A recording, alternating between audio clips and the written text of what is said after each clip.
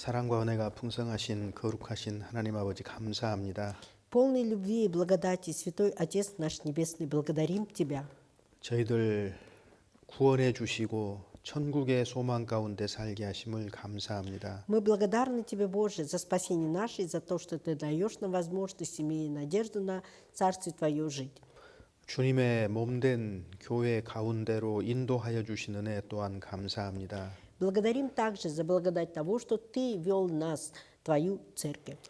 오직 주님의 뜻을 따라서 살아갈 수 있도록 늘 일깨워 주시옵소서. Боже, помоги нам бодрствовать, чтобы мы всегда жили, следуя воле Твоей. 주님 말씀에 순종함으로써 주님께 영광을 드리는 삶을 살아가도록 도와주시옵소서. Помоги также, Боже, чтобы мы, повинуясь Слову Твоему, прославляли Тебя. 주일에 저희들 한 자리에 모아주셔서 감사합니다. Мы благодарны Тебе, Боже, что в воскресное утро Ты собрал нас всех вместе. 저희의 마음을 열어서 주님의 말씀을 올바로 이해하도록 역사하여 주시옵소서. Открой же наши сердца, Боже, и помоги, чтобы мы правильно восприняли все Твои слова. 주님 만나는 그 순간까지 날마다 새로운 마음으로 살아가도록 도와주시옵소서. Помоги, Боже, чтобы мы до дня встречи с Тобою жили всегда, обновляя свои сердца. 함께하지 못한 형제 자매들에게도 주님 필요한 은혜로 채워주시옵소서. Также, Боже, Своей благодатью надели всех тех, кто по разным причинам сегодня отсутствует на этом собрании. 흩어져 있는 교회 가운데도 함께하셔서 그들에게 필요한 말씀을 공급해 주시옵소서. Также, Боже, посети наши церкви, которые находятся в разных регионах страны, и даруй им также Твое Слово, которое им посчитаешь Ты необходимым. 이 시간 주 성령께서 주장하여 주시기를 바라며 우리를 구속하시고 부활하신 주 예수님 이름으로 기도드립니다. И в этот час пусть Дух Твой Святой, присутствуя здесь, действует, и мы все отдаем в руки Твои именем Господа нашего Иисуса Христа, совершившего наше спасение и воскресшего, возносим эту молитву. Аминь. 성경 에베소서 2장입니다. Откроем Слово Божие, послание к Ефесянам, 2 глава, 234, 5 страница. 에베소서 2장 1절에서 10절까지입니다. С 1 по 10 стихи. Послание к Ефесянам, 2 глава, с 1 по 10 стихи, 235 страница. Читаем. «И вас, мертвых по преступлениям и грехам вашим, которых вы некогда жили по обычаю мира сего, по воле князя, господствующего в воздухе, духа, действующего ныне в сынах противления, между которыми и мы все жили некогда по нашим плотским похотям, исполняя желания плоти и помыслов, и были по природе чадами гнева, как и прочие. Бог, богатый милостью, по своей великой любви, которую возлюбил нас, и нас, мертвых по преступлениям, оживотворил со Христом. Благодатью вы спасены, и воскресил с Ним, и посадил на небесах во Христе Иисусе, дабы явить в грядущих веках преизобильное богатство благодати Своей, благости к нам во Христе Иисусе. Ибо благодатью вы спасены через веру, и сие не от вас, Божий дар, не от дел, чтобы никто не хвалился. Ибо мы, Его творение, созданы во Христе Иисусе на добрые дела, которые Бог предназначил нам исполнять». 에베소 성경은 교회에 대한 성경입니다. Послание к Ефесянам – это послание о церкви. 그래서 각 장마다 교회에 대해서 말씀하고 있습니다. И поэтому каждая глава говорит о церкви. 특별히 2장 우리가 읽었던 본문은 구원의 도리에 대해서 이야기하고 있습니다. И в особенности 2 глава говорит о канонах спасения. 그리고 10절에 보면은 우리를 구원하신 목적이 무엇인가 하는 것들을 밝히고 있습니다. А в 10 стихе раскрывается цель, с которой дано нам спасение. 그리고 11절부터 끝절까지는 교회에 대한 설명을 하고 있습니다. А начиная с 11 до 22 стиха говорится о церкви. 1절에 보면은 너희의 허물과 죄로 죽었던 너희를 살리셨도다 이렇게 돼 있죠. Первый стих гласит: «И вас, мертвых по преступлениям и грехам нашим, оживотворил».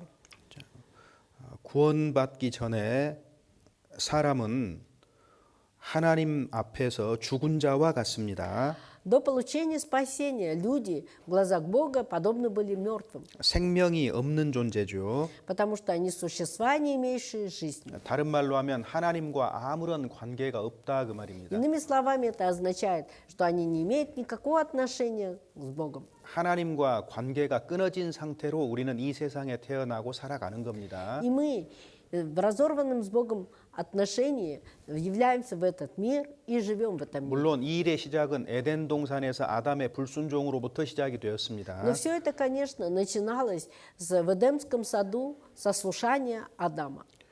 그런데 2절부터 3절까지는 허물과 죄로 죽어 있었던 그때의 우리가 어떠한 상태인가 하는 것을 지금 말하고 있습니다. Но во втором стихе говорится о том, какими мы были, находящиеся мертвыми в преступлениях и грехах своих. 복음을 믿고 그 영혼이 살아나기까지는 До того, как мы уверовали в благую весть и наши души ожили, 사람들은 세상 풍속을 쫓아서 살아가게 돼 있습니다. люди живут, следуя по обычаям мира. 그러니까 세상 풍속을 따라서 살아가는 사람은 결국 거듭나지 아니한 사람인 거예요. И все те, которые живут, следуя по обычаям мира, это нерожденные свыше.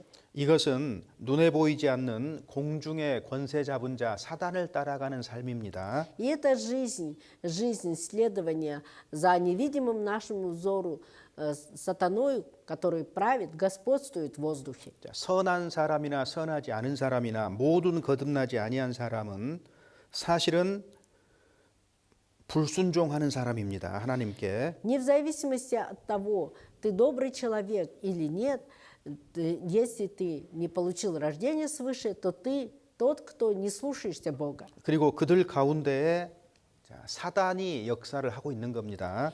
И между такими людьми действует сатана. 자, 불순종의 아들들 가운데서 역사하는 영이다 그랬거든요. Потому что сказано, что дух противления, который действует в сынах противления. 비록 우리가 구원을 받았을지라도 И если даже мы получили спасение, 과거에는 다 그 가운데서 행했던 겁니다. но мы в прошлом все действовали так 그래서 же там. 육체의 욕심을 따라서 지낸다. И поэтому мы по похоти плоти своей действовали, 육체와 마음에 원하는 것을 하고 지내는 겁니다. исполняя желания плоти и помыслов. 이것이 근본적으로 거듭나지 않은 사람들의 상태입니다. Вот в общей сущности состояние нерожденного свыше человека таково. 자, 구원을 받았다고 말하면서 Утверждая, что получили спасение, 여전히 세상 풍속을 쫓아서 살고 но до сих пор живем, следуя по обычаям мира. 자기 육체의 욕심을 따라서 살고 И живем по похотям плоти своей. 자기 육체와 마음에 원하는 대로 И 살아간다면 если мы живем по желаниям своей плоти и помыслов своих, 결국은 그는 구원받은 하나님의 자녀가 아닙니다. и в итоге это означает, что ты не рожденный свыше, 그는 не чадо Божье. 예수 그리스도에 대한 지식을 가지고 있을 수 있습니다. Такой человек может иметь знания об Иисусе Христе, 복음에 대한 지식을 가질 수 있습니다. может иметь знания о благой вести, 성경 이런저런 내용들에 대한 지식을 가지고 있을 и 수는 также 있습니다. имеет знания содержания Библии по местам. 그런데 그 사람의 삶을 살펴보면 Но если рассмотреть жизнь этого человека, 세상과 육체와 자기 욕심을 따라서 살아간다면 и если человек живет, следуя по обычаям мира, по похотям плоти своей, по помыслам своим, 이것은 본질상 진노의 자녀라고 얘기하고 있습니다. здесь сказано, что значит ты по природе чадо гнева. 자, 하나님의 진노 아래 있다는 얘기죠. Иначе это означает, что ты находишься под судом Божьим, под 그래서 гневом 2절, Божьим. 3절을 한마디로 하면 너희는 죄인이었다 그 말입니다. И таким образом, если 2 и 3 стих мы одним словом озаглавим, это означает, что ты был чадом греха.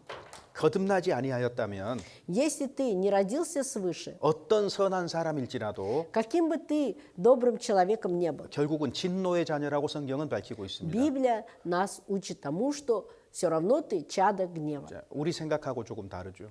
Это отличается немного от наших пониманий. 그래도 세상에는 무언가 다른 사람들보다 더 착한 사람들이 분명하게 있거든요. Потому что в этом же мире есть же все равно те люди, которые немного получше, подобрее, чем другие. 그것은 사람과 비교했을 때 그러하다는 얘기입니다. Но это ведь означает, что по сравнению с другим человеком он такой. 그런데 거룩하신 하나님 앞에 섰을 때는 Но когда он предстанет пред святым Богом, 세상에서 가장 선한 사람도 상황이 달라지는 거예요. даже самый добрый человек во всем этом мире, его положение, его оценка будет другой. 하나님의 거룩하심에 결코 이르지 못하잖아요. Потому что не может же никто достигнуть святости Божьей. 결국 진노의 자녀라는 겁니다. И в итоге это значит, что ты чадо гнева. 그래서 모든 사람은 거듭나지 아니하면 죄인이고 하나님의 진노 아래 놓여 있다 이 사실을 밝히고 있는 겁니다. И поэтому в этих стихах открывается нам о том,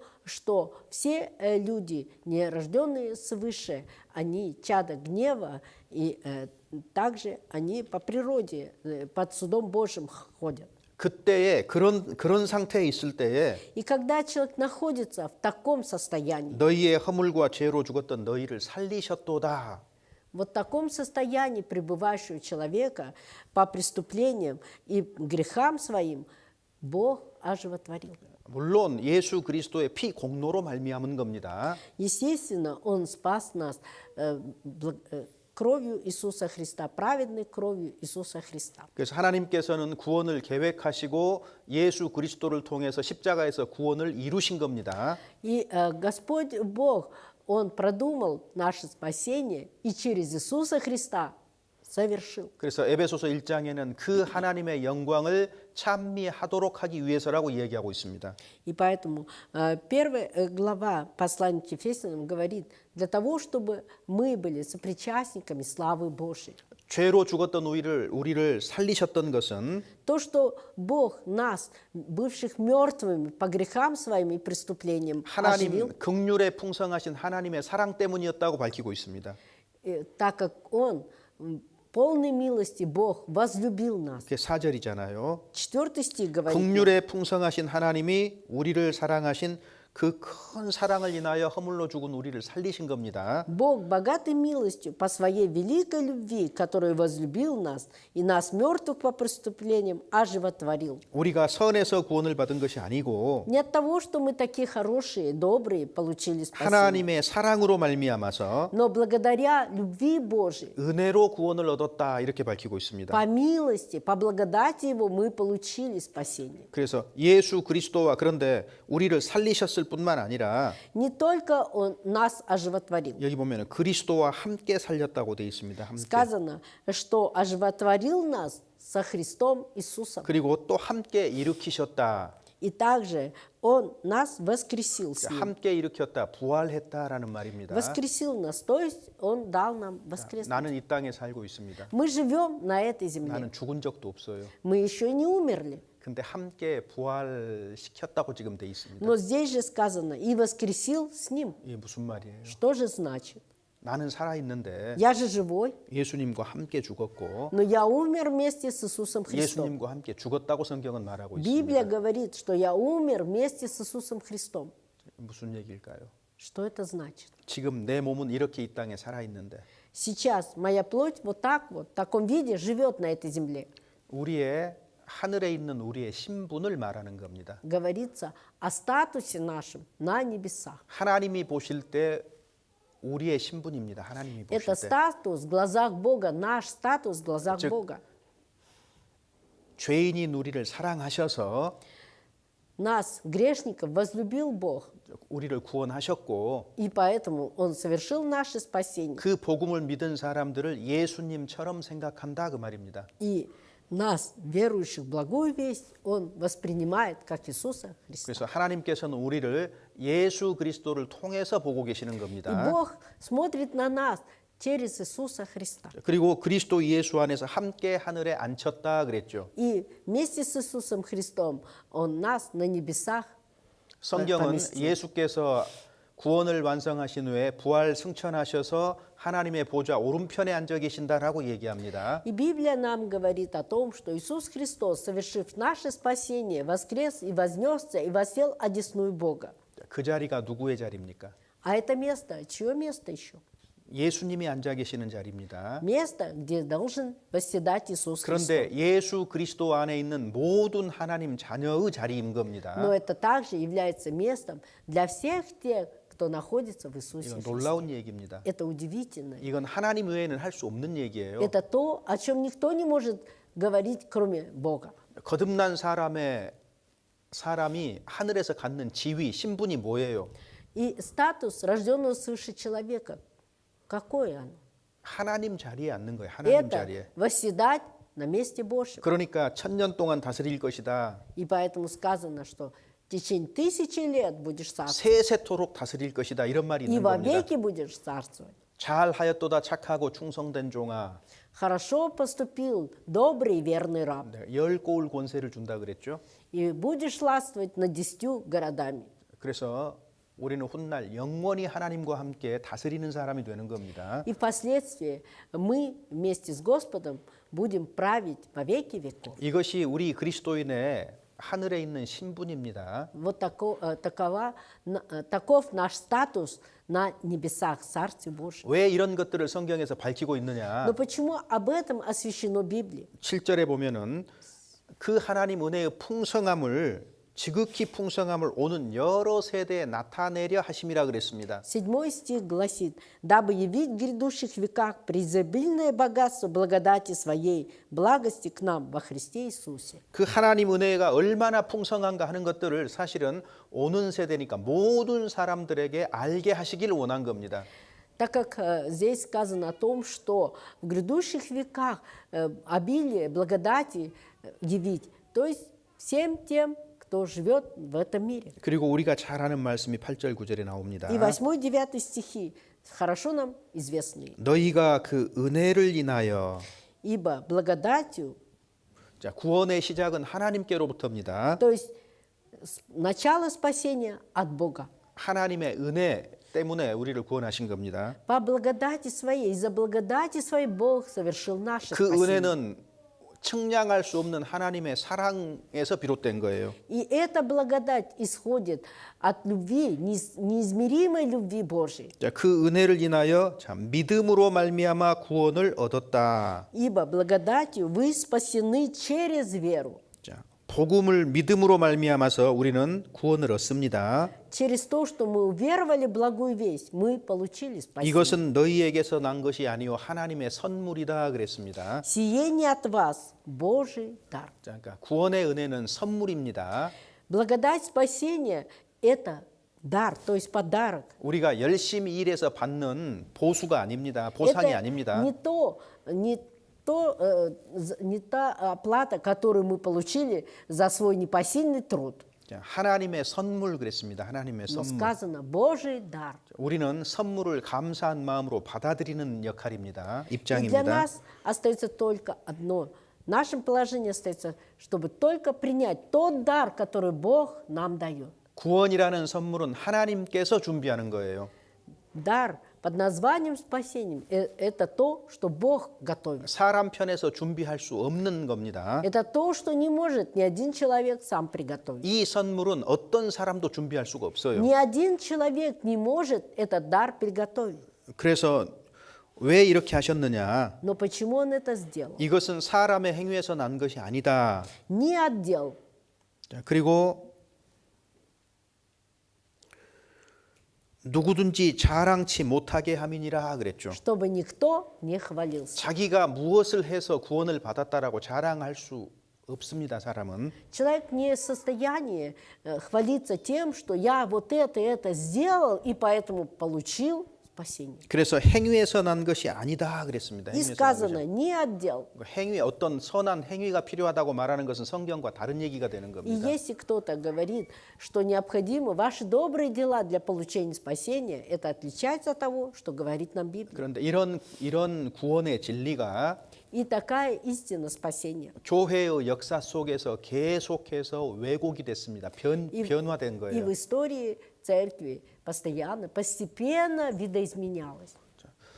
하나님의 은혜를 구원의 은혜를 믿음으로 말미암아서 구원을 받는다. 이것이 성경의 가르침인데 Учение Библии гласит, что верую в благую весть Божию, благодать Божию, мы получаем спасение. 그 사람 어떻게 살겠습니까? И как будет жить человек, получивший спасение? 세상 풍속을 따라서 살겠습니까? Будет ли он жить, следуя по обычаям мира? 육체의 욕심을 따라서 살겠습니까? Будет ли жить по похотям плоти? 자기 마음대로 살겠습니까? Будет жить так, как ему заблагорассудится? 그럴 리 없습니다. Нет причины 그래서 так жить. 아우구스티누스가 이렇게 말했어요. И поэтому Августин говорит, 믿음으로 구원을 받고 верою получив спасение, 선하게 살다가 천국에 간다. 하나님을 만난다 그랬습니다. живя добродетельно, входишь в Царство Божье. 맞습니까? 틀립니까? Правильно это или нет? 맞아요. Правильно. 아우구스티누스는요. Августин, 교단 교파가 나눠지기 전의 사람입니다. он жил до того, как появились разные деноминации и конфессии. 당시에 카톨릭도 없었고 В то время, когда он жил, не было и католицизма, 그다음에 동방정교회도 и 없었고 не было восточного православия, 프로테스탄트도 없었던 и 시대입니다. не было протестантизма. 그래서 모든 그 교단 교파가요 이 사람이 성인이라고 생각합니다. И поэтому все конфессии, все верующие люди признают, что он действительно святой. 그리고 이 사람의 모든 그 성경을 이해한 것들을 진리라고 받아들이고 있습니다. И 옳다고 также 받아들이고 все 있습니다. воспринимают, все его высказывания воспринимают как за истину. 그리고 아우구스티누스 이후에 시간이 지나면서 여러 가지 교단 교파들이 생겨나기 시작한 거예요. И после жизни Августина появились разные деноминации и конфессии. 자, 그런데 이 사람이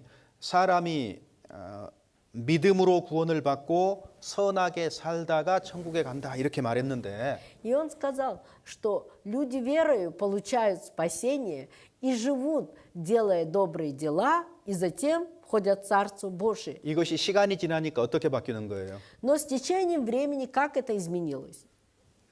믿음으로 구원을 받고 Верою получая спасение, 선한 공로도 있어야 천국 간다 이렇게 바뀌어 버린 거예요 역사 속에서. и затем необходимы и также добрые дела. Вот так в истории человечества все поменялось. 이렇게 바뀐 대표적인 큰 모임이 어떤 모임이 있어요? Как вы думаете, какое большое количество вероисповедающих, которые вот так вот веруют?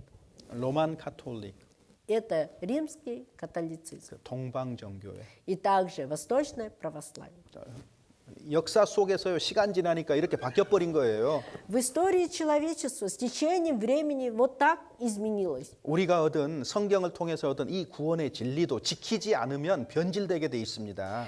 Но если даже истины, которые мы из Библии познали, если мы его не будем хранить, то тогда и она поменяется. 그래서 가장 하나님을 믿는다고 하는 가장 많은 사람을 지닌 그 모임에서 복음 자체가 바뀌어 버린 거예요. 복음 И 자체가. поэтому в самом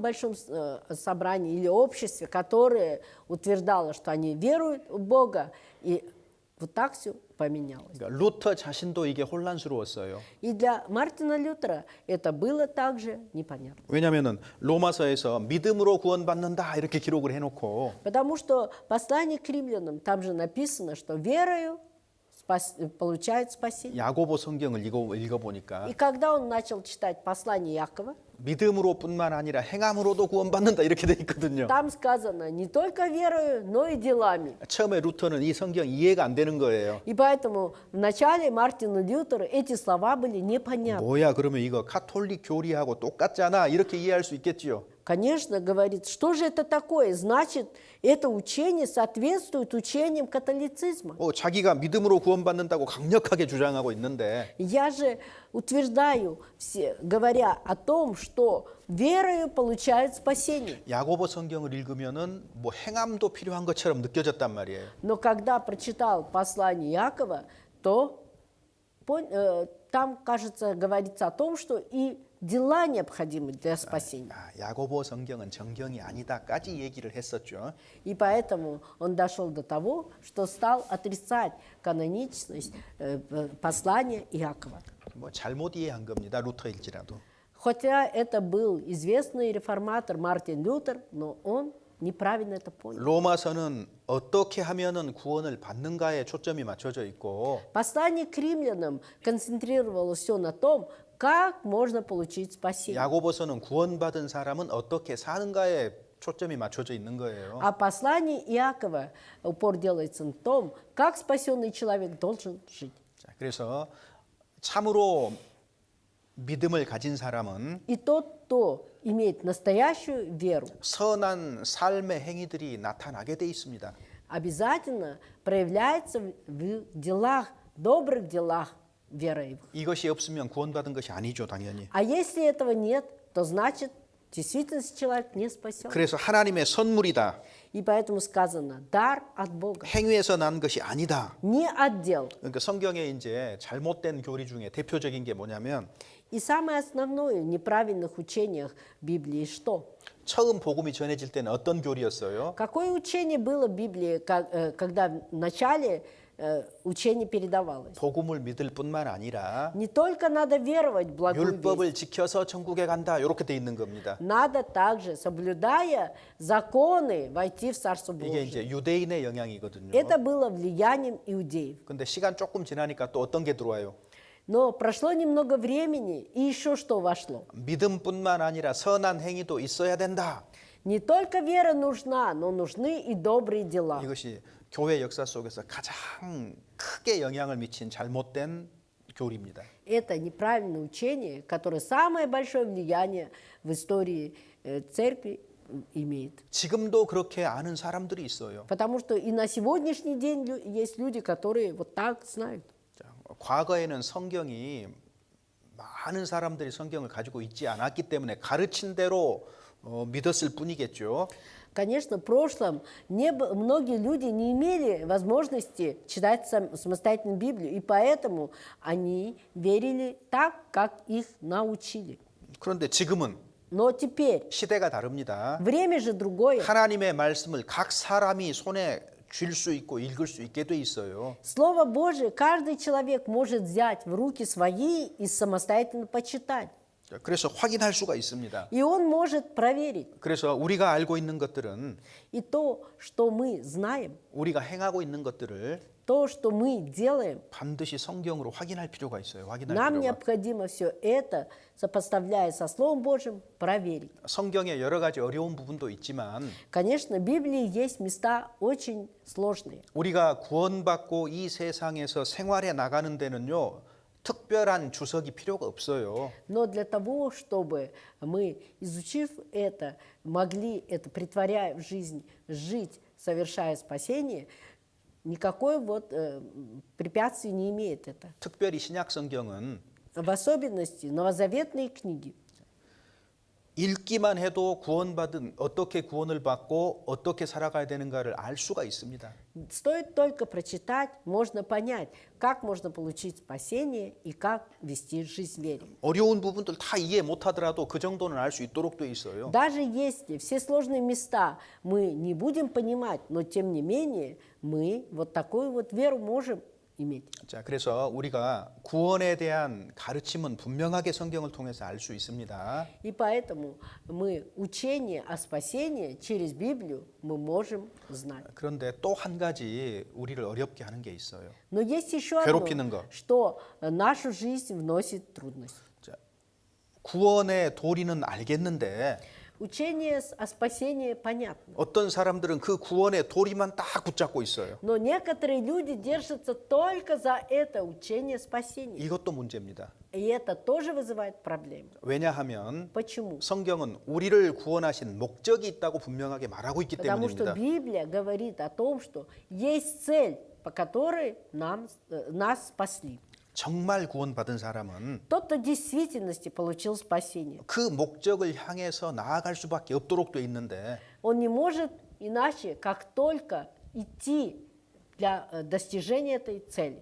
출애굽한 이스라엘 사람들이 Народ израильский, совершивший исход, 이런저런 일을 겪지만 хотя они через разные события проходят, 그들이 가는 길의 방향은 정해져 있고 но цель направление их обозначен четко. 목적지도 정해져 있잖아요. Ведь точно ясна цель их. 가나안 땅을 향해서 나아가는 것이 틀림없습니다. И они шли, обязательно шли по направлению к земле ханаанской. 우리의 구원이 진실한 것이라면 Если наше спасение действительности, 우리 구원받은 사람의 삶의 목적도 분명합니다. тогда и цель жизни спасенного человека ясна. 10절 같이 읽어보죠. Давайте 10 стих вместе прочитаем. 10 стих.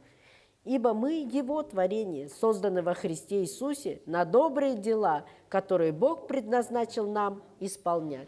자, 우리는 그의 만드신 바라. Мы творение Его. 하나님이 아담을 창조하신 것처럼 Бог, как создал Адама. 이 지구상에 완전히 새로운 종류의 생명이 탄생한 거잖아요, 아담. Адам – это новая жизнь, которая зародилась на этой земле. 그런 것처럼 하나님께서 우리를 만드셨습니다. И точно так же Бог каждого из нас сотворил. 누구든지 그리스도 안에 있으면 새로운 피조물이라. И поэтому говорит, кто в Иисусе Христе, тот новая тварь. 구원받은 사람은 새로운 피조물로 태어난 거예요. И спасенный человек, он возродился как новое творение. 그래서 그의 만드신 바라 И 우리는 поэтому сказано, что мы Его творение. 왜 우리를 새로운 피조물로 태어나게 하셨느냐? Для чего же Он дал нам возродиться как новым творением? 그리스도 예수 안에서 선한 일을 위하여 지으심을 받았다 그랬습니다. Созданы во Христе Иисусе на добрые дела. 자, 선한 일을 위해서 우리를 만드셨다 То 그랬습니다. есть для того, чтобы мы добрые дела совершали, Он нас создал. 이 일은 하나님이 전에 예비하셨고 И эти дела Бог предназначил нам исполнять. 우리로 그 가운데서 행하게 하려 하심이니라. Для того, чтобы мы это выполняли. 그러니까 새로운 피조물이 된 다음에는 Итак, после того, как мы стали новыми творениями, 그리스도 예수 안에서 선한 일을 위해서 우리가 준비가 되었기 때문에 так как мы в Иисусе Христе подготовлены уже на добрые дела, 그 선한 일을 행하게 된다 그 말입니다. мы должны уже делать, исполнять эти добрые дела. 물론 선한 일은 단순하게 우리의 선한 생활만 얘기하는 것은 아닙니다. Добрые дела, под ними подразумевается не только наша благочестивая жизнь. 이건 조금 이따가 얘기하고요. Об этом мы попозже рассмотрим. 자, 지금 에베소서에서 구원의 도리를 밝히고 있고 구원의 목적을 밝히고 있습니다. Итак, послание к Ефесянам во 2 главе здесь говорится об учении спасения и также о жизни. 이런 구원은 결코 이뤄줄 수 없다고 말하고 있습니다. И 성경. также Библия говорит о том, что такое спасение, которое мы получили, мы не можем уже утратить. 이것에 대해서 우리가 3주 정도에 걸쳐서 쭉 한번 지난번에 이제 얼마 전에 얘기를 했습니다. Несколько недель назад мы около 3 недель изучали о том, что спасение не утрачивается. 한 번 구원은 영원한 구원입니다. Если однажды получил спасение, то это вечное спасение. 구원받은 사람이 실수하거나 설령 범죄를 했다고 해서 구원이 취소되지는 않습니다. От того, что спасенный человек по неведению совершил ошибку или же намеренно что-то сделал не так, не означает, что спасение у него отбирается. 왜냐하면은 구원은 사람의 행위에 달려 있는 것이 아니기 때문입니다. Потому что спасение не зависит от дел человека. 하나님의 은혜와 능력의 손에 붙잡혀 있기 И 때문입니다. так как человек этот находится в руках Божьих, силе Божьей. 여기 행위에서 난 것이 아니다 그랬죠. Поэтому сказано, не от дел. 사람이 자기의 어떤 노력과 행위로 구원을 받을 수 있다면 Если бы человек своими усилиями, своими какими-то делами мог бы получить 그 спасение, 구원을 지키는 것도 누가 해야 돼요? то тогда стараться сохранить это спасение, кто должен стараться? 사람 자신이 해야 되는 거예요. Сам человек должен беречь это 그럼 спасение. 얼마나 불완전합니까? Тогда какое это будет несовершенное спасение? 세상에는 나보다 힘센 자, 능력 있는 자가 많잖아요. Потому что в этом мире столько людей, которые намного умнее, намного сильнее меня. 그런데 구원은 하나님이 해주시는 것이고 Но спасение совершает Бог. 구원을 보존하고 지키는 것도 하나님이 하시는 일입니다. И хранит наш, оберегает наше спасение также Бог. 그래서 아무도 아버지의 손에서 빼앗을 수 없느니라. И никто не отнимет из руки Отца. 하나님 손에서 아무도 빼앗을 수 없다 그랬습니다. Это значит, что из руки Божией никто не может отнять. 제 구원 받으면 И когда мы получаем спасение, 즉시 누구 손에 들어가는 거예요. 즉시 сразу же в чьих руках мы оказываемся? 하나님 손에 딱 붙잡히게 돼 있는 Мы 거예요. сразу оказываемся в руках Божьих. 우리는 하나님 손에 붙잡혀 있는 겁니다. Мы находимся в руках Божьих. 아무도 뺏을 수가 없는 И 거예요. никто не может отнять. 그래서 로마서 8장에는 그것에 대해서 자세하게 말하고 있어요. И об этом послание к римлянам 8 главе очень подробно говорит. 이 세상의 어떤 것도 하나님의 사랑에서 우리를 끊어내지 못한다. И говорится о том, что ничто, что есть в этом мире, не может нас отлучить от любви Божьей. 우리가 성경을 볼 때 Когда мы смотрим Библию, 분명하고 확실한 말씀을 붙잡아야 돼요. мы должны держаться за те слова, которые ясны, четкие. 근데 사람들은 뭘 붙잡아요? Но люди за что хватаются? 애매하게 정확하게 잘 알기 좀 어려운 거 있잖아요. Они хватаются за то, что что-то непонятное, прямо недостижимое нашему уму. 이런 것들을 딱 붙잡고요. Хватаются за это 확실한 말씀을 보질 않아요. и 붙잡질 않아요. не смотрят на четкие слова Божьи. 그러니까 구원이 취소가 될 수 있다, 이럴 수도 있다, 막 이런 얘기들이 나오는 И 거예요. от того-то появляются мысли о том, и мнение о том, что спасение можно потерять, спасение могут отнять. 누가 나에게 어떤 일에 대한 정보를 줬어요. Кто-то мне говорит о каких-то делах. 근데 한 사람은 매우 분명하고 정확한 정보를 줬습니다. И один человек об этом событии рассказывает мне очень четко. 근데 한 사람은요. А второй, 이럴 수인 것 같기도 하고 저런 것 같기도 하다고 이렇게 정보를 줬어요. он говорит об этом же деле, но только как-то не четко, но говорит, может быть и так было, может быть и так было. 그럼 어떤 정보를 붙잡아야 돼요? Но за что тогда я должен ухватиться? За какое мнение? 분명하고 정확한 정보를 잡아야 За 되잖아요. четкие, конкретные, выложенные 그런데 истории. 사람 마음이 참 이상해요. Но человеческое сердце очень удивительно. 하나님이 분명하게 하신 말씀은 내버려 두고요. Они оставляют, не замечают четкие слова Божьи. 눈이 애매하게 잘 이해가 안 되고 조금 이런 것들에 딱 눈이 붙잡히고 마음이 붙잡혀 버린단 말이에요. А сердцем своим они всецело ухватываются за то, что непонятно.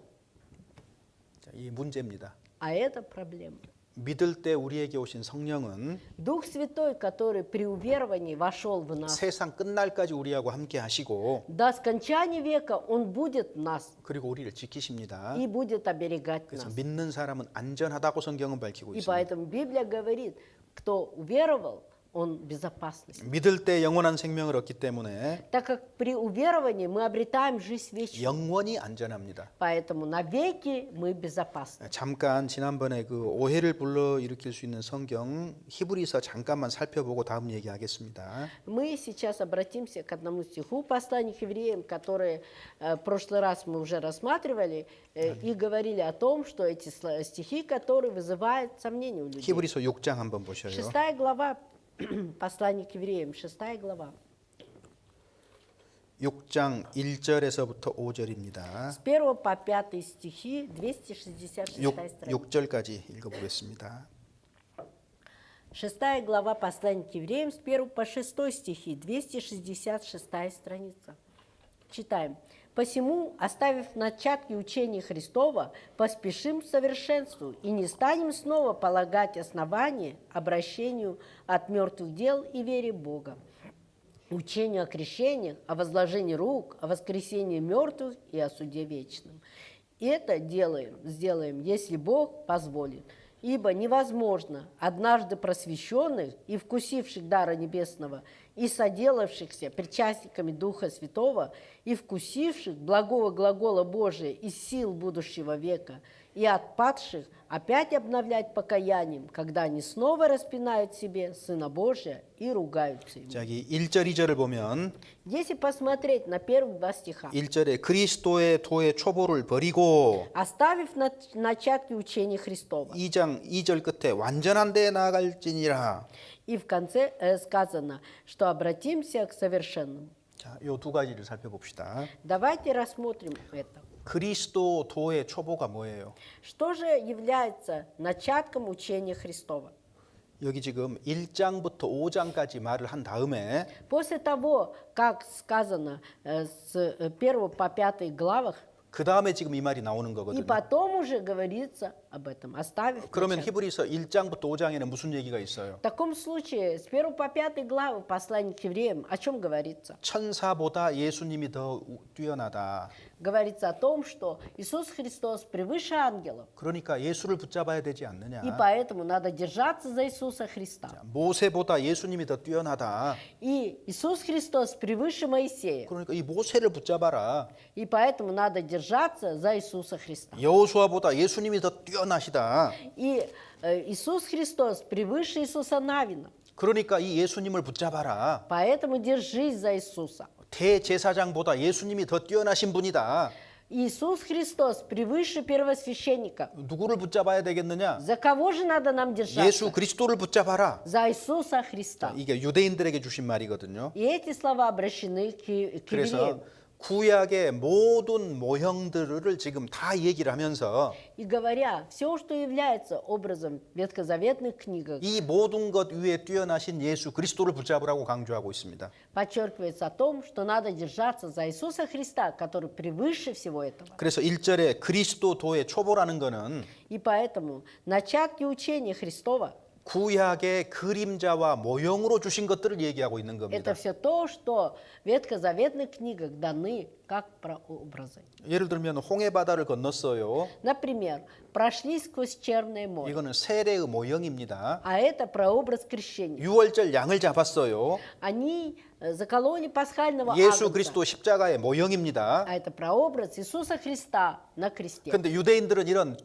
모형과 그림자를 붙잡고 있었단 말이에요. Но иудеи держались именно за это, что является прообразом. 바울이 이 편지를 쓸 때는 언제입니까? Когда Павел писал это послание, когда это было? 모형에 참된 것인 예수 그리스도가 오셔서 구원을 완성하셨단 말이에요. Тогда, когда пришел настоящий образ Иисус Христос 그런데- и уже совершил 근데 спасение. 유대인들이 예수 그리스도를 붙잡지 않고 뭘 하고 있는 거예요? Но иудеи, они держались не за Иисуса Христа, а что они делают? 구약의 모형적인 것을 여전히 붙잡고 있는 Они 거예요. до сих пор держатся за то, что является прообразом. 천사를 섬기고 ветхозаветных 천사 книгах. 섬기고 поклоняется ангелам, 모세를 поклоняется 숭배하고 Моисею. 여전히 대제사장을 통해서 희생 제사를 드리고 До сих пор еще через первосвященника приносят жертвы. 이 모든 것이 그림자다 그 말이에요. А все это было 이건 прообразом, тенью. 그리스도도의 초보다.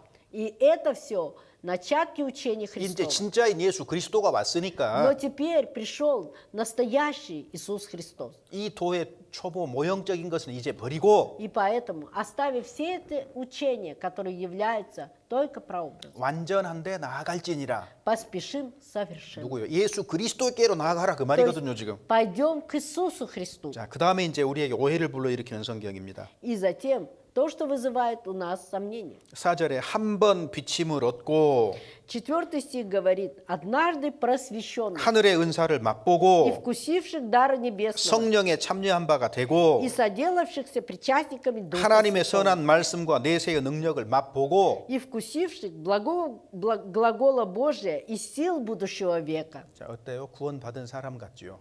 Кажется, спасенный человек. 맞습니까? Правильно? 근데 구원 안 받은 Но 사람이에요. на самом деле не спасенный. 자, 설명드릴게요. Объясню. 여기 한 번 비침을 얻고 그 말이 뭐예요? Однажды просвещенный, что это значит? 복음의 진리를 들을 기회를 가졌다 그 То 말입니다. есть он имел возможность услышать благую, 그다음에 하늘의 은사를 맛봤다. вкусивших дара небесного. 여러 가지 은사들을 실제로 경험한 겁니다. Он на самом деле видел разные дары Божьи. 그다음에 내세의 능력도 맛봤다. И вкусивших, и также видящих сил будущего века. 하나님의 선한 말씀을 들었잖아요. 예수님을 통해서. Через Иисуса Христа человек слышал благую весть, слова Божьи. 그다음에 내세의 능력이라는 것은 이적입니다. 이적. И сил будущего века – это значит чудеса. 그래서 이런 이적도 다 경험을 했어요. И всякие чудеса также он видел. 그런데 타락한 자들은 И отпавших 다시 새롭게 하여 회개케 할 수 없나니. опять обновлять покаянием нельзя. 그러니까 여기 지금 невозможно.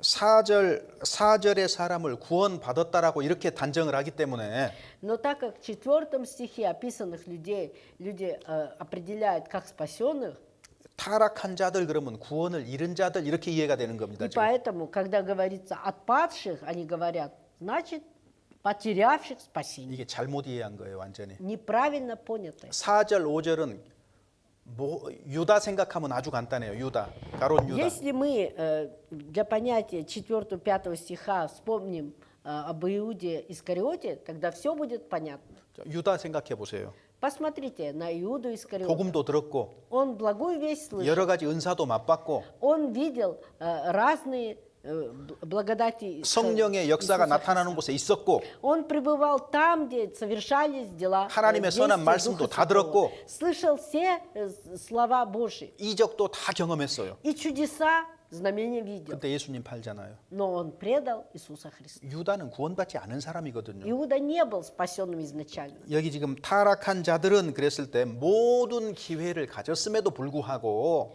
И когда сказано «отпавшие», то это означает, несмотря на то, что возможность им любая, всякая была предоставлена, 복음을 믿지 않는 사람입니다. но они не уверовали в благую, 예수님을 믿지 않는 거예요. не уверовали в Иисуса Христа. 이 사람들은 다시 새롭게 할 방법이 없어요. И для них нет возможности все обновить. по новой. 회개를 할 수 없다 그 말입니다. Невозможно покаяться. 진짜 죄가 뭐냐? А что такое настоящий грех? 6절에 나와 있잖아요. Ведь об этом сказано в 6 стихе. 하나님의 아들을 다시 십자가에 못 박아 욕을 보인다. Они снова распинают себе Сына Божия и ругаются 여기 Ему. 다시 못 박는다가 무슨 말이에요? А что означает «снова распинают»? 십자가에 예수님을 다시 못 박을 수 있는 사람은 유대인밖에 없어요. Есть только иудеи, которые могут вновь пригвоздить Иисуса Христа к кресту. 왜냐하면 2번 못 박는다잖아요. 2번. Почему? Потому что уже второй раз 그럼 пригвождают. 처음에 누가 못 박았어요? А первый раз... Простите, пожалуйста. 처음에 누가 못 박았어요? Первый раз кто распял Иисуса Христа? 유대인입니다. Иудеи. 그러니까 다시 못 박는 건 누가 할 수 있는 거예요? И поэтому, исходя из этого, кто может вновь распять? 유대인이에요, 유대인. Иудеи. 이해되셨습니까? Понятно? 다른 사람들은 다시 못을 못 박아요. 한 번도 예수님을 십자가에 박은 적이 없기 때문에. Потому что и другие люди, они же ни разу не распинали Иисуса Христа, они не могут вновь распять. 그래서 다시 십자가에 못 박아 현재의 욕을 보인다. 즉 예수 그리스도의 복음을 완전히 배척한다 그 말이에요. И это означает, что снова распинают себе Сына Божия и ругаются Ему. 자, 이해되셨습니까? Понятно? 자, 이건 유대인에 대한 얘기입니다. И это говорится об иудеях. 현재 구원받은 사람들이 신앙생활하다가 잘못 살아가지고 뭐 이렇게 적용하면 틀린 말이에요, 완전히. Если мы это будем воспринимать как то, что люди, получившие спасение, и они потеряли спасение, неправильно действуют. 다시 십자가에 예수 그리스도를 못 박을 수 있는 민족은 유대인밖에 없는 겁니다. Нет другой нации, кроме евреев, которые могут вновь распять Иисуса Христа. 그 다음에 7절, 8절에 그 나오는 비유가 정확하게 이 뜻을 말하고 있어요. И притча, 7-8 которая описана в 7-8 стихах, она говорит об этом четко. 이 타락한 자들이 어떤 자들이냐? Те павшие, какие они? 땅, 이제 비가 하늘에서 땅으로 내립니다. Дождь с неба льется на землю. 근데 합당한 채소가 나오기도 하는데 И полезный злак выходит. 똑같이 비를 맞았는데 가시와 엉겅퀴를 내고 있는 거예요. Но земля, точно так же рядом находящаяся, тоже ту же воду пила, но произрастила тернии. 땅은 똑같아요. Земля одна и та же. 모든 땅에 비를 줬어요. На всю эту землю дождь излился. 근데 채소를 내는 땅도 있고 가시와 엉겅퀴를 내는 땅도 있는 Но 겁니다. есть земля, которая приносит полезный злак, но есть земля, которая приносит терни. 모든 기회와 경험을 갖고 타락한 사람들은 지금 가시와 엉겅퀴잖아요. И поэтому все те, которые имели разные возможности и услышали благую весть, но не приняли, они подобны вот таким вот терниям, сорнякам. 구원 안 받은 사람이에요. не спасенные. 구원을 안 받았을 뿐만 아니라 Не только они получили спасение, 모든 기회를 가졌는데도 несмотря на то, что им была предоставлена разная возможность, 복음을 배척한 겁니다. они отвергли благую весть. 이해되셨습니까? Понятно? 이 사람들이에요. Вот такие люди. 구원받은 사람이 구원을 잃은 것이 아닙니다. Не спасенные люди потеряли спасение. 자, 그다음에 9절에 이렇게 돼 있습니다. А в 9 стихе сказано так. «Впрочем, о вас, возлюбленные, мы надеемся, что вы в лучшем состоянии и держитесь спасения, хотя и говорим так. 근데 이 편지를 받은 너희들은 Но вы, получившие это послание, 이런 사람들보다는 더 낫다 그랬습니다. вы 상황이. лучше, чем те, которые вот так вот отпали. 그다음에 구원에 가까운 것을 확신한다. И также вы держитесь спасения, то есть вы близки уже к спасению. 근데 여기 지금 제르쥐지 하니까 Но так как здесь сказано «держитесь спасения», 오해할 수가 있어요. можно также неправильно понять. 자, 제가 이거 확인해 봤습니다. Я проверил это стих. 최근에 그 사베르멘의 페레보드 있죠. Есть сейчас Библия современного перевода. 어떻게 번역을 했나? 이렇게 번역을 했어요. И 더 как, 쉽게 번역을 и 했더라고요. как попроще переведено. Voiv ruchishim polladreni 이 V 나쁘찍고 스파세니유 이렇게 번역이 돼 있어요. Понятно, как написано? 그러니까 뭐요? 구원 받은 사람이에요, 안 받은 사람이에요? Так как на пути к спасению, спасенный человек или нет? 아니잖아요. Нет. 너희들은 지금 구원을 받을 수 있는 그런 길에 놓여 있다 그 말이잖아요. Это же только лишь означает, что вы находитесь на том пути, через который, идя по которому вы можете получить спасение. 너희가 그 타락한 자들보다 너희가 더 낫다 그랬을 때 이 너희 자체도 지금 구원이 불확실한 사람들이에요. И поэтому, хотя вы и лучше, чем те, кто отпал, но ваше состояние не намного лучше. 그들도 구원 안 받은 거예요. 더 나은 То есть, 사람들도. хотя вы в лучшем состоянии, чем те, кто отпал, но вы также и не спасенные. 그러니까 타락한 자들은 아예 처음부터 구원 안 받은 사람입니다. И исходя из этого, отпавшие – это изначально не получившие спасение, 구원을 잃은 것이 아닙니다. не потерявшие. 모든 기회를 가졌음에도 불구하고 복음을 배척한 사람들입니다. Это те, которые, невзирая на то, что им предоставлена была вся возможность, но не получили спасение. 제가 이거를 풀어서 얘기한 이유가 있습니다. Есть причина, по которой я об этом так подробно рассказываю. 러시아에서 이 본문을 가지고 구원을 잃는다고 주장하는 사람들이 많기 때문에 Потому 그래요. что в России очень много тех, которые, основываясь на этих стихах, утверждают, что спасение можно потерять. 잘못 이해한 겁니다. Неправильно поняты стихи. 그 다음에 히브리서 10장 보세요. И далее посмотрим 10 главу послания к евреям.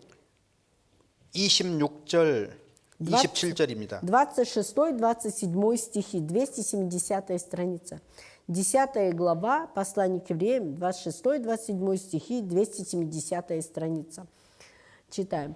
«Ибо если мы, получив познание истины, произвольно грешим, то не остается более жертвы за грехи, но некое страшное ожидание суда и ярость огня готовы пожрать противников». 진리를 아는 지식을 받은 후에 Получив познание истины, 그 다음에 짐짓 죄를 범했다. произвольно грешим. 자, 진리를 아는 지식을 받았어요. Они получили познание истины. 자, 구원 받은 거예요, 아니에요?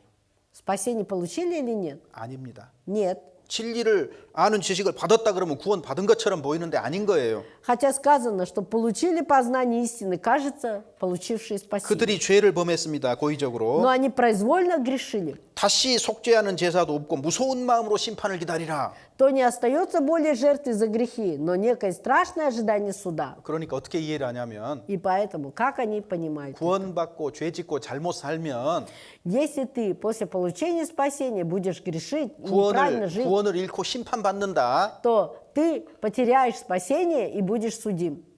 잘못 이해한 겁니다. 잘못. Неправильно поняли. 그 말이 아니에요. Не об этом говорится. 여기서 무슨 죄를 진 거예요, 이 사람들이 도대체? Какой же грех они совершили произвольно? 진리를 아는 지식을 받은 다음에 그들이 고의적으로 지은 죄가 뭐예요? Какой же грех после познания, получивший познание истины, совершили? 29절의 죄입니다. 29 стих говорит, какой грех. 읽어봅시다. Давайте прочитаем 29 стих. то сколь тягчайшему, думаете, наказанию повинен будет тот, кто попирает Сына Божия и не почитает за святыню кровь завета, которую освящен и Духа благодати оскорбляет. 즉 이들은 예수 그리스도의 피를 부정하는 죄를 지은 겁니다. То есть они совершили грех отвержения крови Иисуса Христа, непризнание крови Иисуса 처음부터 Христа. 예수 그리스도의 피를 안 믿은 거예요. А это значит, изначально они не верили в силу крови Иисуса 그러니까 Христа. 26절에 И поэтому 26 стих и говорит, 진리를 아는 지식을 받았다 무슨 말이에요? получив познание истины. 예수 그리스도의 복음을 들었다 그 말입니다. Это значит, что они услышали благую весть об Иисусе 믿을 수 Христе. 있을 만큼 들은 거예요. Услышали столько, что можно было уверовать. 그런데 그들이 죄를 범했어요. Но они согрешили. 뭔 죄예요? Какой грех? 안 받아들이는 죄. Грех непринятия. 예수 그리스도를 안 받아들이는 죄를 범해버린 거예요. Грех непринятия Иисуса 이 Христа. 사람에게 아무 방법이 없잖아요. И для них уже больше нет 더 이상 никаких 회개할 수도 способов. 없고, Они не могут уже покаяться. 심판밖에 남아있는 게 없다 그 말입니다. Остается для них только суд. 예수 그리스도를 받아들이지 않는 죄가 이렇게 큰 겁니다. Вот настолько велик, тяжек грех непринятия 진리를 Иисуса 아는 지식을 Христа. 받았다가 구원을 받았다는 말이 아니라는 걸 이해할 필요가 И 있습니다. через это мы должны понять, что получить познание истины, это не означает, что получил спасение. 그리고 성경에 어떤 표현들이 있잖아요. И в Библии есть какие-то обозначения. 한 번 비침을 받은 후에 아까 6장에 Как в 6 стихе мы прочитали, однажды просвещенных. 그건 구원 안 받은 상태입니다. 6장에서는. В 6 главе говорится о тех, кто не получил 그런데 спасение. 항상 그 표현이 구원 안 받은 걸 말하는 건 아니에요. Но это не означает, что всегда говорится о неспасенных людях, когда мы встречаемся с этим словом. 성경의 표현을 어떤 공식, 수학 공식으로 만들지 마세요. И поэтому обозначение, с которым вы сталкиваетесь в Библии, не воспринимайте как арифметическое правило. 그러면 오해가 생기게 돼 있어요. В таком случае вы обязательно ошибетесь. 그 표현이 그 장 속에서 문맥 속에서 어떤 의미로 사용되는가를 파악을 해야 되는 Вы 겁니다. должны только посмотреть в данной ситуации, в данном стихе, о чем говорится в этом содержании, что означает. 여기 32절 한번 읽어보세요. Давайте прочитаем 32 стих. 32 стих читаем.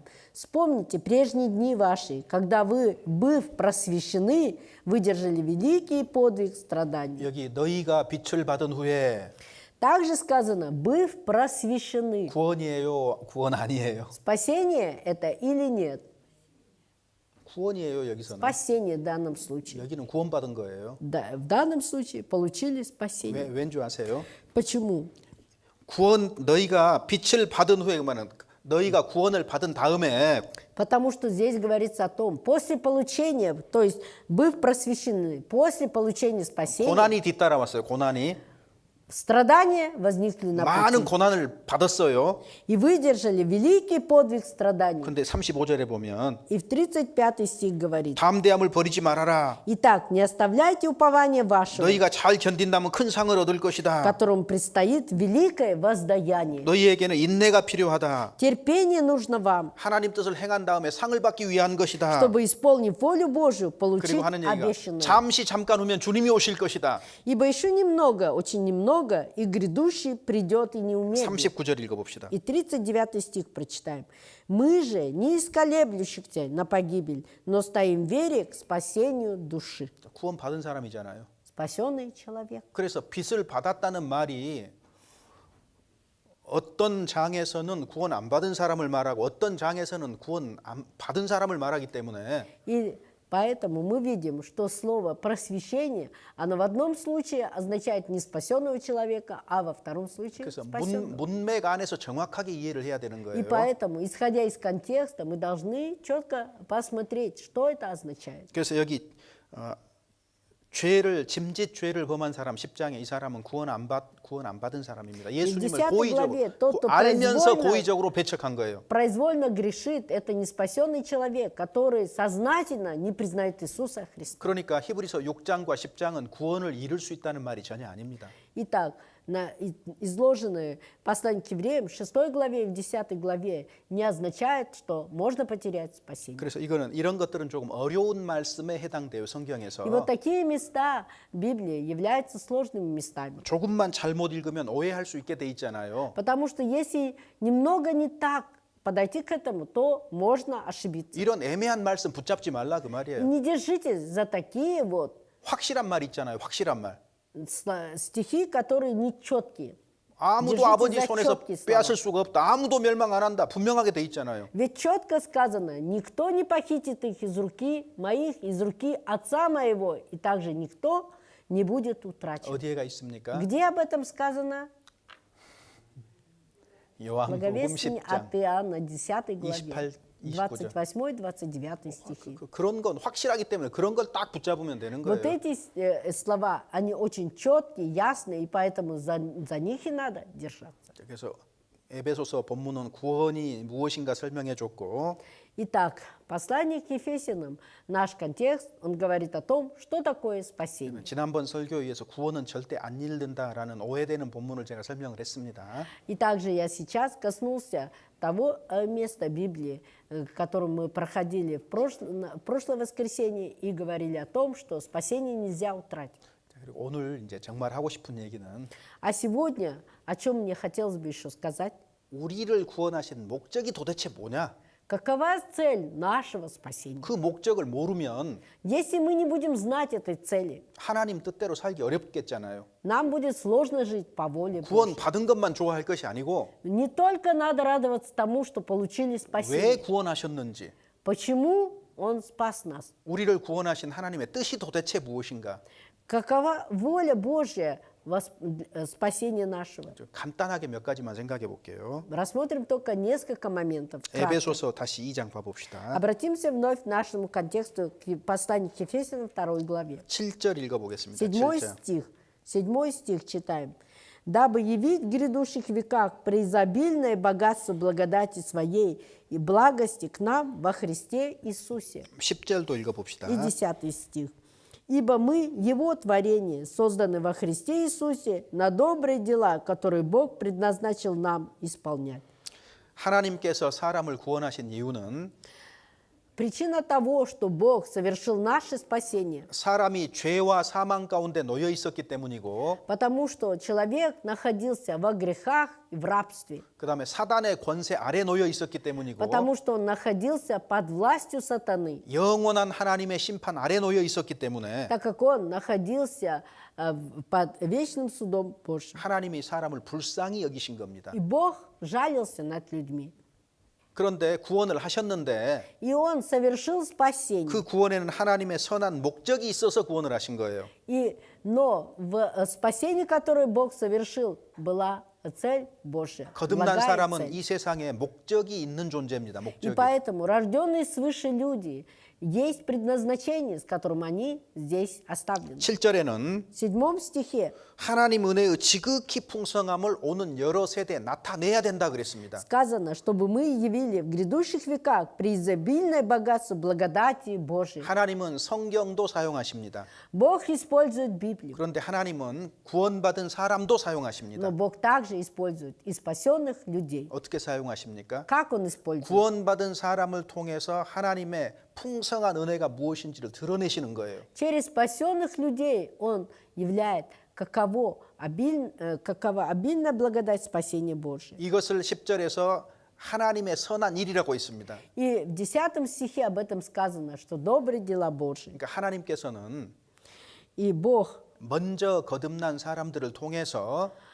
через тех, кто ранее получил спасение, 하나님의 지극히 풍성한 은혜, по милости преизобильной Божьей, 그 구원의 은혜를 나타내기를 원하신 거예요. Он желает явить эту благодать 그래서 спасения. 내가 구원받은 겁니다. И поэтому-то я получил спасение. 이것이 하나님의 목적이에요. 구원해 주시는 Это и 목적. было целью Бога, для чего Он совершил мое 그것이 우리가 спасение. 이 땅에 우리를 남겨두신 이유입니다. И это и есть та причина, по которой я еще живу на этой земле. 근데 이 땅에 그냥 내버려 둔 게 아니잖아요. Не просто так Он оставил нас и бросил на этой земле. 11절 이하에 보면 Если мы посмотрим далее, начиная с 11 стиха, 교회 가운데 두신 거예요. Он поместил нас в церкви. 그래서 성경 이렇게 돼 있습니다. И в Библии говорится так. 하나님이 아담을 창조하시고 Бог создал Адама.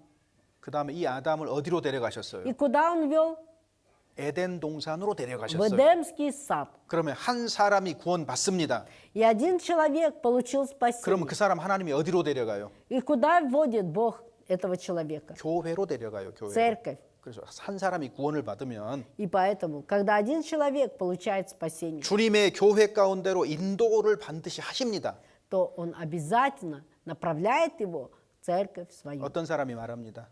Некоторые говорят, 아, 시보드냐 야 빨루 칠스파세니에 다스비다냐 빠까 이거 뭐예요 지금? что это означает? 구원 안 받은 거잖아요. Не получил спасение.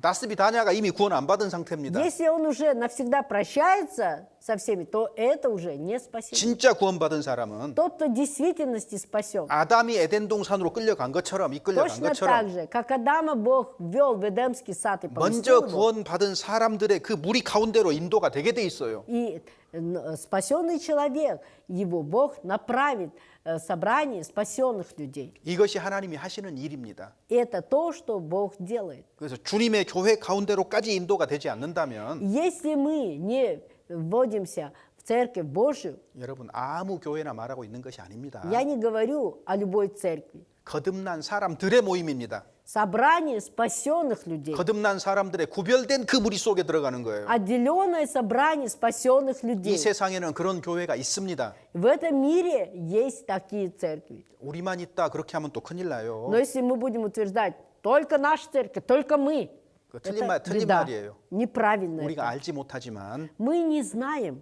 이 세상에 또 있어요. но в этом мире есть еще другие. 많으면 많을수록 하나님께 영광이 되는 거예요. Чем больше таких собраний, тем больше почести Богу. 그래서 아무리 작은 모임일지라도 И поэтому, какое бы малым не было собрание, 대부분이 거듭난 사람들로 이루어져 있는 것이 교회입니다. но церковь – это то собрание, где большинство спасенных людей. 그래서 자, 우리는 분명한 목적을 가지고 있습니다. И мы имеем четкую цель. 교회 가운데 참여하고 В церкви пребывая. 거기서 생명을 공급을 받아요.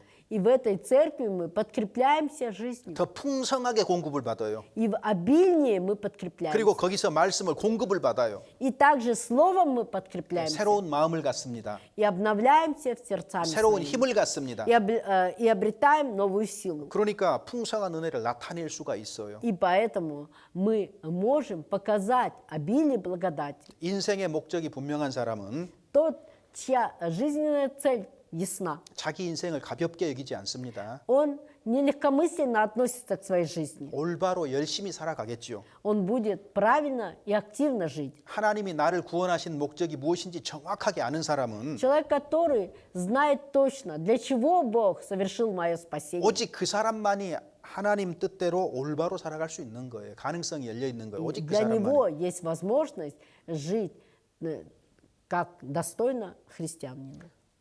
공부를 열심히 하라고 우리는 어렸을 때 부모님에게 많은 말을 듣습니다. Мы часто от родителей своих в детстве слышали: учись, учись хорошо.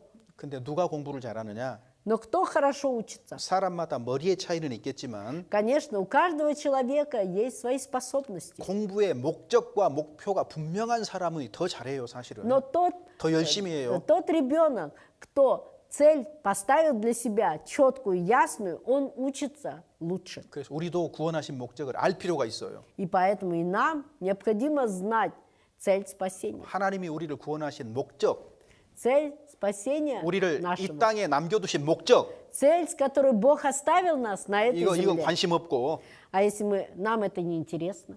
나는 천국 간다. А я войду в Царство Божие. 이거 이상한 이상한 Это 거. очень странно. 구원받고 천국만 갈 것 같았으면 Если, получив спасение, мы только в рай должны войти, 즉시 가야죠, 즉시. то тогда сразу же при получении спасения надо нас забрать. 근데 이 땅에 남겨두셨어요. Но Бог оставил нас, на 하나님의 этой земле, 선한 목적이 있기 때문입니다. потому что есть добрая цель. 자, 첫 번째 몇 개만 살펴볼게요. Давайте рассмотрим только несколько. 하나님의 생명과 영원한 영광에 참여하도록 하기 위해서 주신 겁니다. В первую очередь для того, чтобы мы были сопричастниками в славе Божией и вечной почести. 그 하나님의 영원한 영광에 참여한다. Мы будем в вечной почести, участниками вечной почести славы Божией. 뭐 천국 간다 그렇게 이해해도 되겠습니다. Ну, конечно, мы это можем воспринимать как то, что я войду в Царство Божие. 데살로니가 전서 2장 9절입니다. Откроем первое послание Фессалоникийцам, 2장 2 9절입니다. глава. И...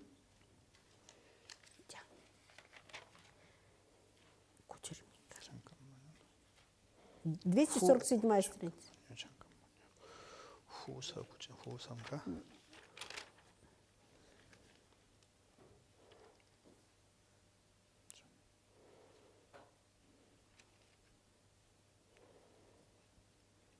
잠깐만요. 2장 9절에 잠깐만요.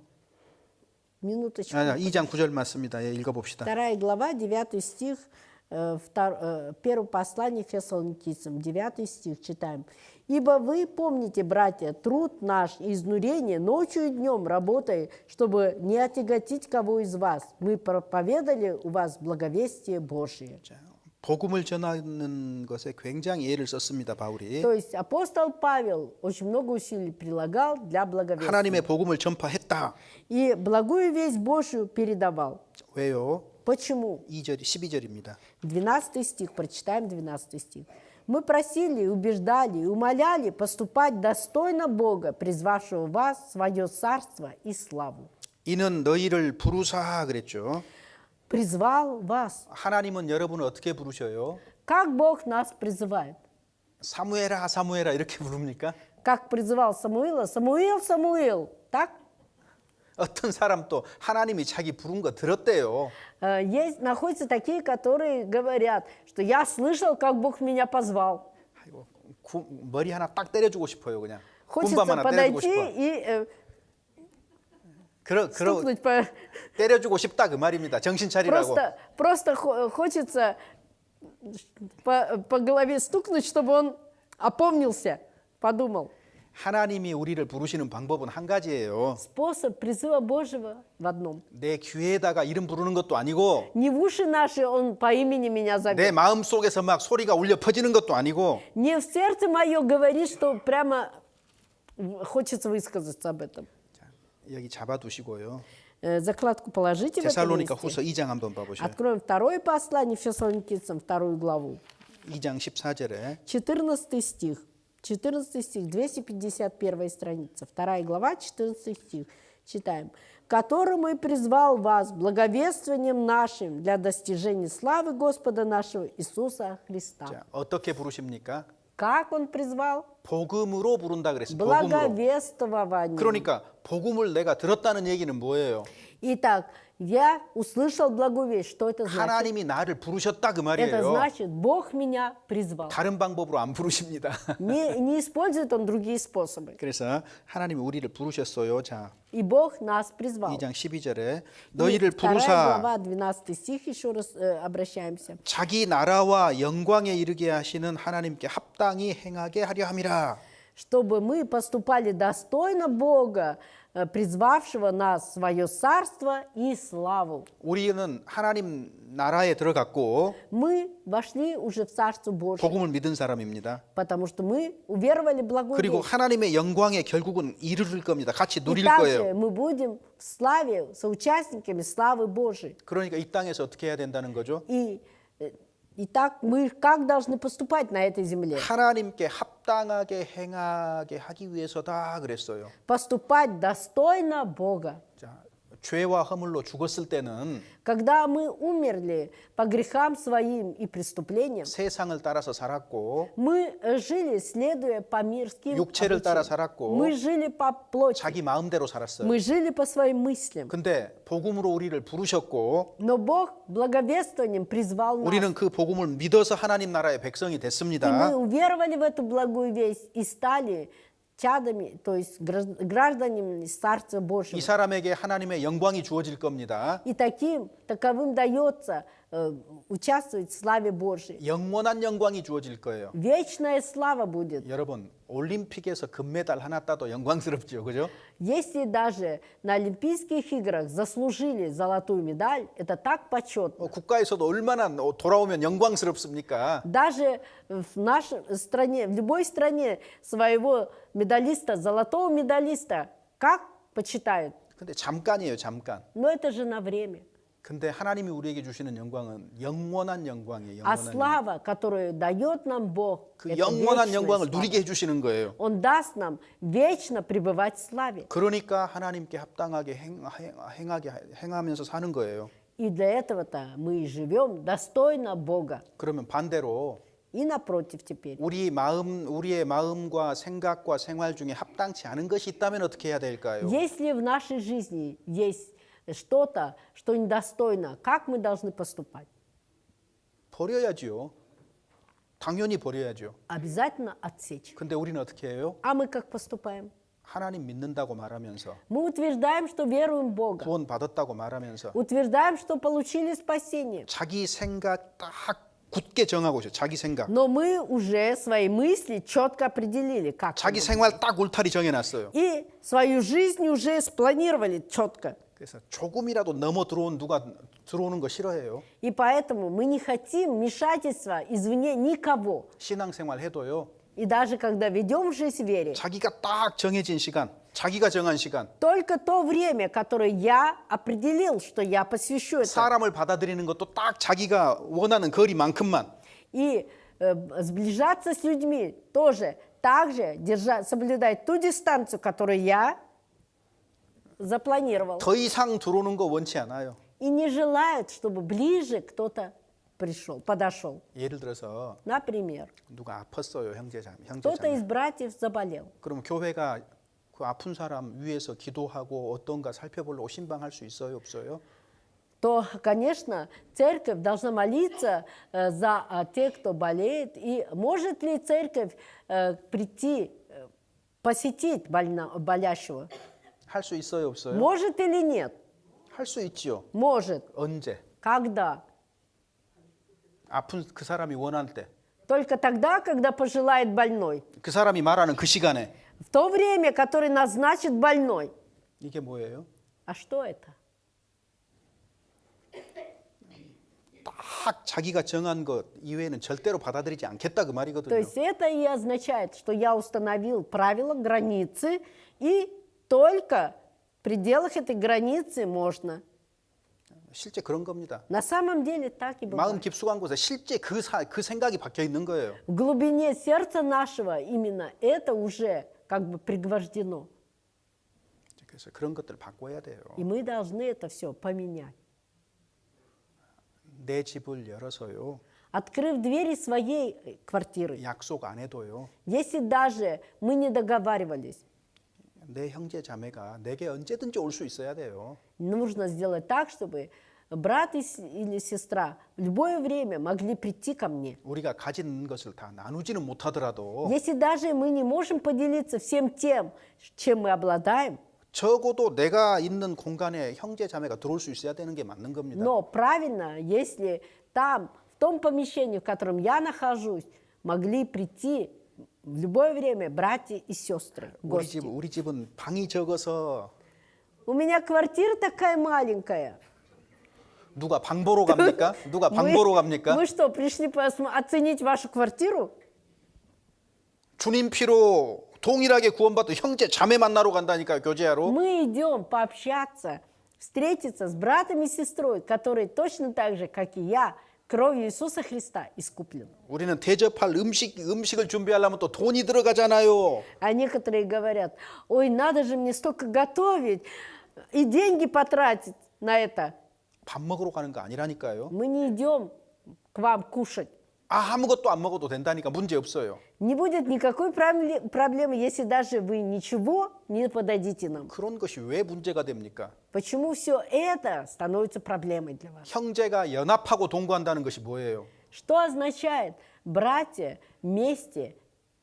뭐 조금 어려운 사람도 있고 Но есть те, у которых материальное положение тяжелое. 조금 넉넉한 사람도 있고 Есть люди, которые в достатке живут. 우리는 그런 것을 기준으로 해서 만나는 사람들이 아니에요. Мы не те, которые, так, соизмеряясь с этим, идем на посещение. 우리에게는 같은 것이 딱 한 가지가 있습니다. Для нас, у нас у всех есть одно общее. 주님의 피로 거듭났다는 이 한 가지 사실. Есть только одна истина, что мы кровью Господа Иисуса искуплены. 그 외에 다 달라요. В остальном мы все разные. 우리가 교회 주님의 이름으로 모이는 거는 뭐예요? То, что мы именем Господа собираемся в церкви. 돈에 많고 적음을 기준으로 모인 것도 아니고 Мы собрались, основываясь не на том, что у кого больше денег, у кого меньше. 집의 크기 때문에 모인 것도 아니고 Не от того, что помещение большое, и поэтому 좋은 собрались. 직장 때문에 모인 것도 아니고 Не от того, что у нас, я на такой престижной работе работаю. 하나님의 은혜 때문에 우리가 한 자리에 있는 거잖아요. Мы все находимся здесь, в одном месте, по благодати Божией.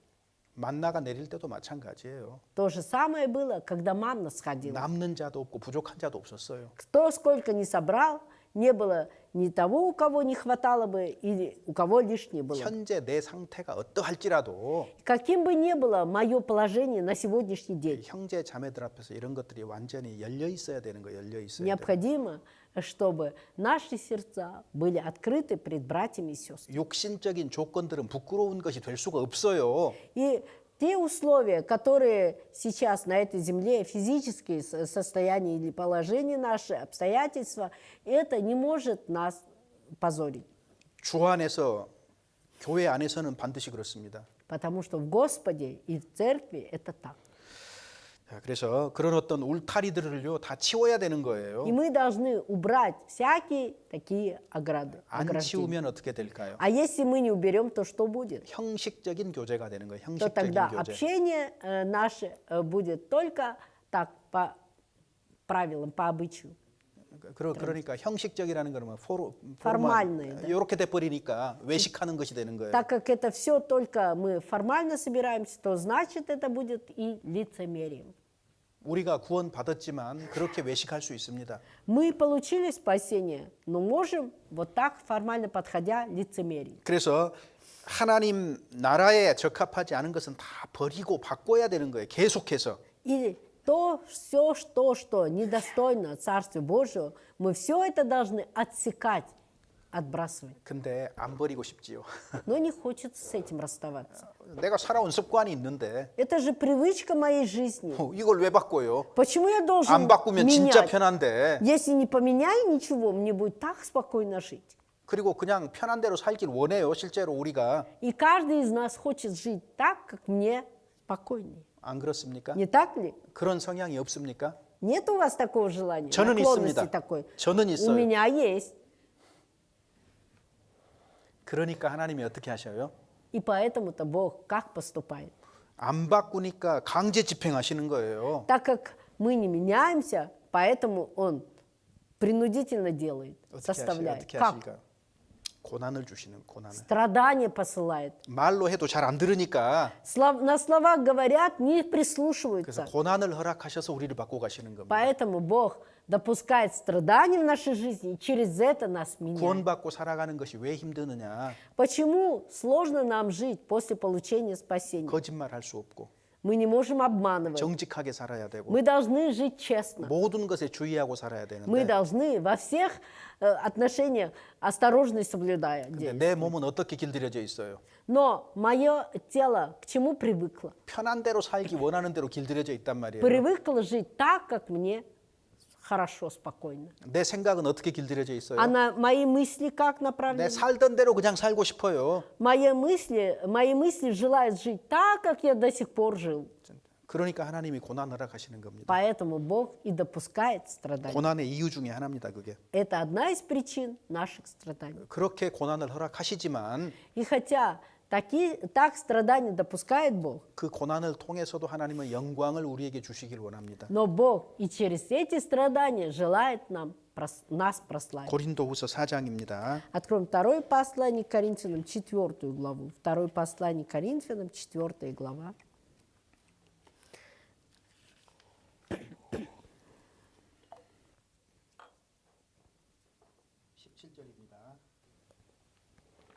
222 страница, 17 стих. 4 глава 2 послания к Коринфянам, 17 стих, 222 страница. Читаем. «Ибо кратковременное легкое страдание наше производит в безмерном преизбытке вечную славу». 자, 구원받은 사람은요. Спасенный человек. 그 다음에 뒤따라오는 게 뭐예요? Что за ним следует после 고난입니다. спасения? 고난. Страдание. 잠시 받는 환란. Кратковременное легкое 근데 страдание. 이건 가벼운 거라 그랬습니다. Но это легкое. 이제 고난이 쉽다는 말이 아니고 Но это не означает, что эти страдания в действительности незначительны. 고난을 통과한 다음에 하나님께로부터 받는 그 영광에 비하면 가벼운 거다 그 말입니다. Они легкие. Если сравнивать это с той благодатью, которую Господь Бог после перенесения страданий даст нам. 여러분과 구원받으면 그 다음에 뭐가 뒤따라온다는 걸 생각을 해야 돼요. И поэтому мы должны всегда думать и также считаться с тем, что следует после того, как мы получаем спасение. 고난이 오겠구나 기대해야 됩니다. 고난이 오겠구나. Да, наступят дни страданий. 아까 Вот 히브리서 так должны ждать. 아까 히브리서 10장에 Послание к евреям, 10 главе. 저희가 빛을 받은 후에 고난을 참은 것을 기억하라 그랬죠.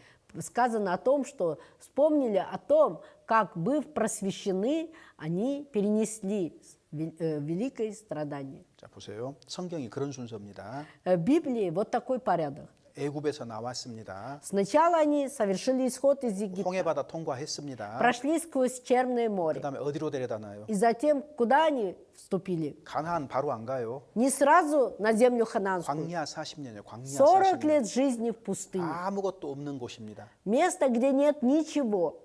아침 저녁으로 춥고 Утром холодно еще на рассвете, и вечером холодно. 여름에는 낮에는 덥고 А днем зной невыносимый. 먹을 것 없고 Еды нет, 물도 없고 воды нет. 하나님은 우리를 구원하시고 Бог нас спас. 잠시 구원의 기쁨을 허락하시지만 И хотя Он дает нам на короткое время радость спасения, 가나안이라는 목적지를 향해서 갈 때 но когда мы идем по направлению к Ханаану, 광야에 세우시는 겁니다. 광야에. Он нас ставит в пустыню.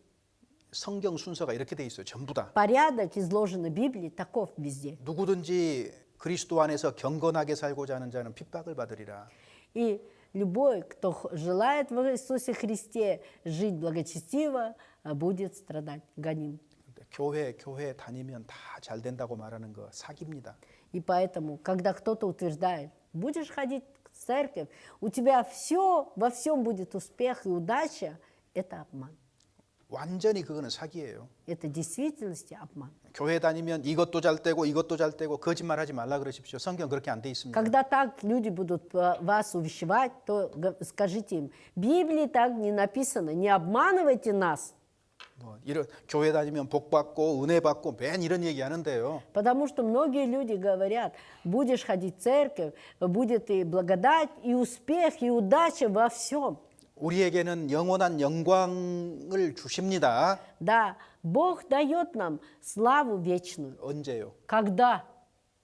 주님 앞에 섰을 때. Когда мы предстанем пред Господом. 이 세상에 살 때는 Но пока живем в этом мире, 잠시 환란에 경한 것을 받습니다. 잠시 мы 환란에 경한 것. кратковременное легкое страдание переносим. 그래서 인내가 필요한 거예요. И поэтому необходимо терпение. 신앙생활을 잘하는 사람은 Человек, который хорошо ведет жизнь в вере, 잘 기다리고요. он умеет ждать 그리고 잘 참습니다. и умеет терпеть. 얼마만큼 기다리느냐? Сколько надо ждать?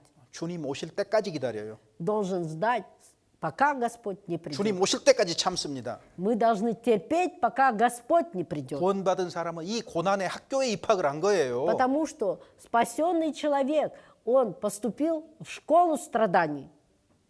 그러니까 현재 가진 것 있는 것으로 충분히 감사할 수 있어요. И поэтому он может быть благодарен тем, чем обладает сейчас. 구원받은 사람은요. Спасенный человек 죽는 날까지 до дня смерти, 어떤 기쁜 것도 좋은 것도 맛보지 못할 수 있습니다. 이 땅에서. возможно, живя на этой земле, ничего, никакой радости, ничего хорошего не увидит.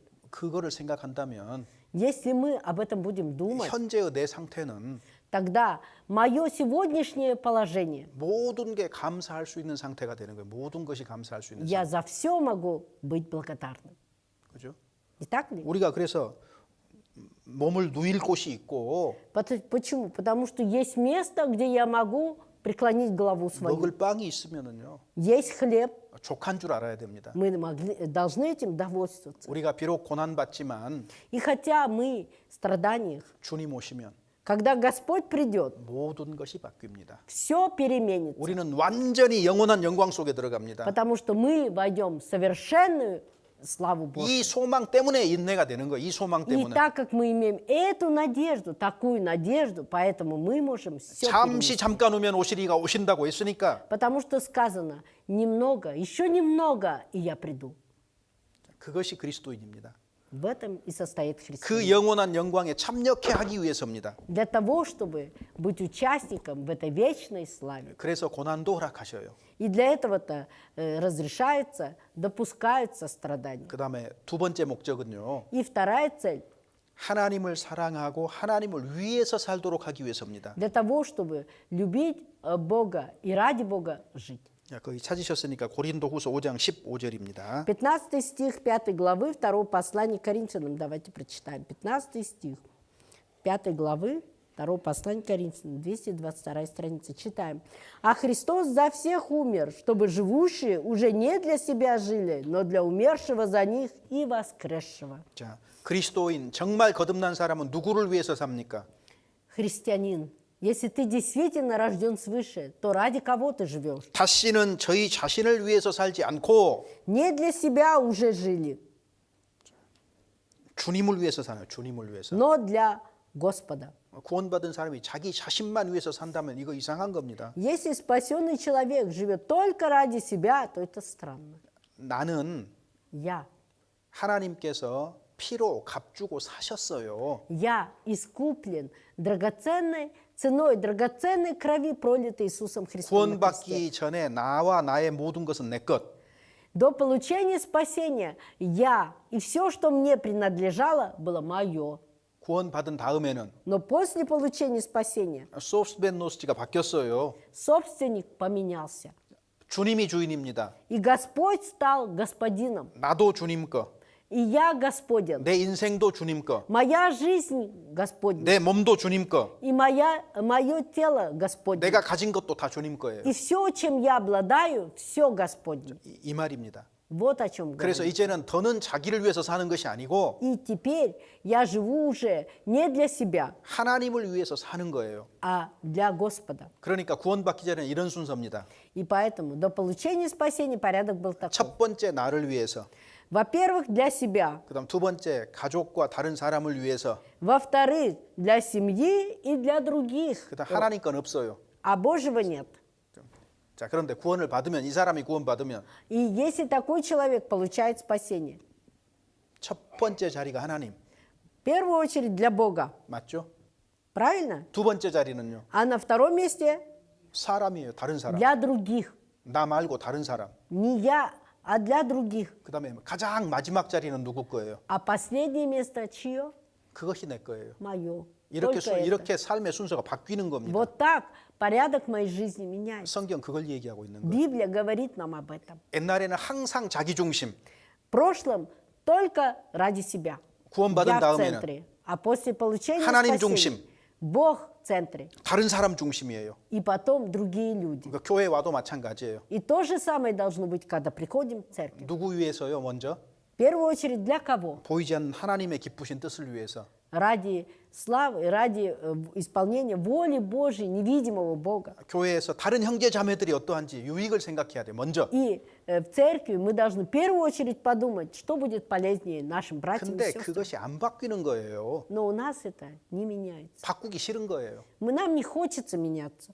그러니까 여전히 모든 것을 내 생각대로 하고 싶어요. И поэтому до сих пор все хочется делать, как я хочу. 그러니까 교회 안에서 어떤 사람이 생기느냐? И в церкви какие люди из-за этого появляются? 이렇게 해야 된다, 저렇게 해야 된다. Они начинают говорить, это надо вот так сделать, а то вот так вот. 왜 이렇게 안 하냐고 계속 주장하는 거예요. И начинают, почему ты не так сделал? 누구예요? Кто это? 진짜 구원받았다면 Если ты в действительности спасенный, 교회 안에서 신앙이 가장 어린 사람. то значит, вера твоя самая слабая в этой церкви. 신앙이 어리니까 그런 소리 하고 있는 거예요. Так как вера слаба, поэтому вот такие придирки от тебя исходят. 갓 구원받은 사람도 그렇게 안 합니다. Даже тот, кто 막 구원받은 только-только 사람은. получил спасение, не поступает так. 그러니까 갓 구원받은 것보다 더 뒤로 물러가 있는 거예요. А это означает, что ты даже по твоей вере ниже, чем тот, кто только получил спасение. 교회 나오는 것도요. То, что ходит в церковь. 내 마음이 좋으면 나오고 Когда я в настроении, я иду в церковь. 내 기분 내가 그냥 사람들 별로 안 보고 싶고 내가 저기 하면 안 나오고 А если у меня нет настроения, не хочется никого видеть, я не пойду в церковь. 누구 때문에 안 가고 Я не пойду, вот его не хочу 나 видеть. 누구 때문에 안 가고 А сегодня и вот из-за него не пойду. 언제까지 그럴 거예요? 도대체 언제까지? До какой поры вы так будете 구원받은 поступать? 지가 언젠데 Когда вы получили 그 спасение? 하나님 기뻐하시겠습니까? Богу угодно ли такое ваше действие? 이제는 때가 오래됐으면 Если уже временем достаточно прошло, 계속 누워만 있을 수는 없어요. мы не можем все время лежать в одном 아이가 состоянии. 태어나면 걸어 다녀야 되고 Ребенок, когда рождается, он должен подрасти и уже начинать ходить. 더 잘하면 뛰어다녀야 될 거 아니에요. А если еще больше подрастет, он будет и бегать.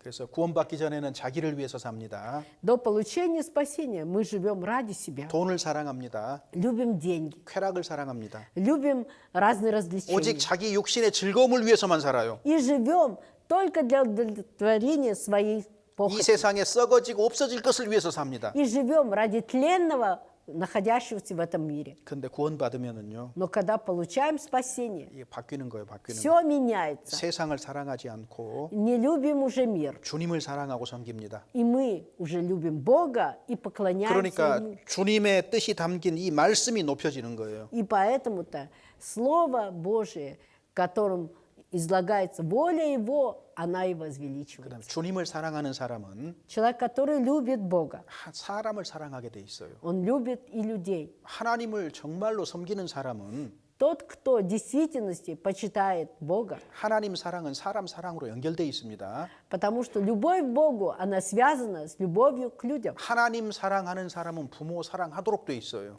Любящий Бога, он любит и родителей 자기 своих. 부모는 돌보지도 않으면서 На своих родителей и внимания не обращает, 내가 하나님을 사랑합니다. а утверждает, я люблю Бога. 그 거짓입니다. Это обман. 그건 거짓이에요. Это обман. 계속해서 하나님의 심판의 무게를 더하고 있는 거예요. 그거는 Ты прибавляешь все больше меру наказания от Бога. 하나님이 이 세상에서 분명한 약속을 한 가지 해주셨는데 Бог одно обещание четкое дал в этом мире. 여러분 오래 살고 싶으세요? Хотите дольше прожить? 이 세상에서 잘 되고 싶으세요? Хотите в этом мире успеха достичь? 방법 가르쳐 드릴게요. Я вам способ расскажу. 제가 아니고 하나님이 성경에 기록해 Не 놨어요. я, а Бог сказал это через Библию. 부모를 잘 공경하는 사람은 Почитающий отца и мать своих 이 세상에서도 오래 살고 будет долголетен в мире сем. 그리고 잘 될 거라고 성경에 약속이 돼 И в 있습니다. Библии есть обещание, что и он будет успеха 오늘 우리가 읽었던 достигать. 에베소 성경에 기록돼 있습니다. Послание к Ефесянам, которое мы сегодня, на которое ссылались, там и сказано. 정말로 우리 시대에는요 그런 것들이 절실하게 필요합니다. Но в наше время, в действительности, нужда есть в этом.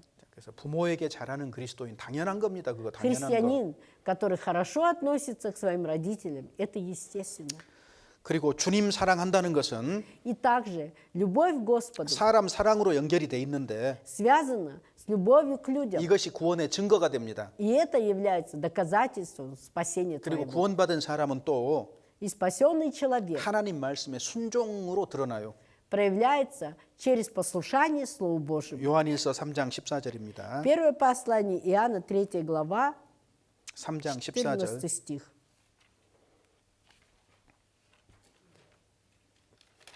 «182 страница. Первое послание Иоанна, 3 глава, 14 стих, 182 страница. Читаем.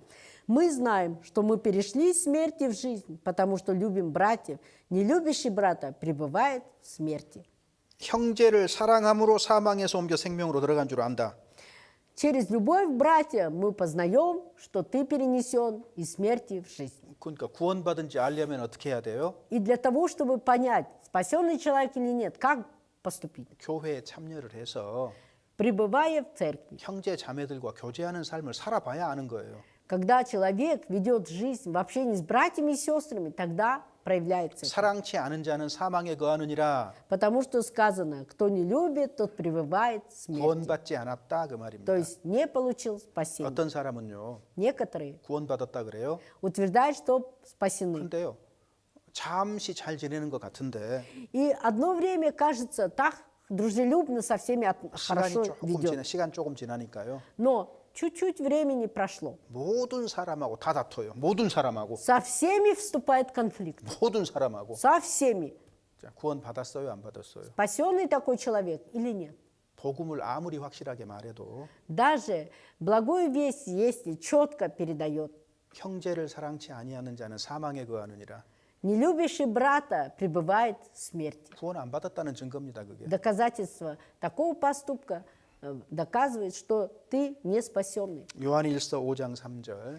5 глава 1 послания Иоанна, 3 стих. 5 глава, 3 стих. Читаем. «Ибо это есть любовь к Богу, чтобы мы соблюдали заповеди Его, и заповеди Его не тяжки». 하나님을 사랑하는 것은 그 계명을 지키는 것이다.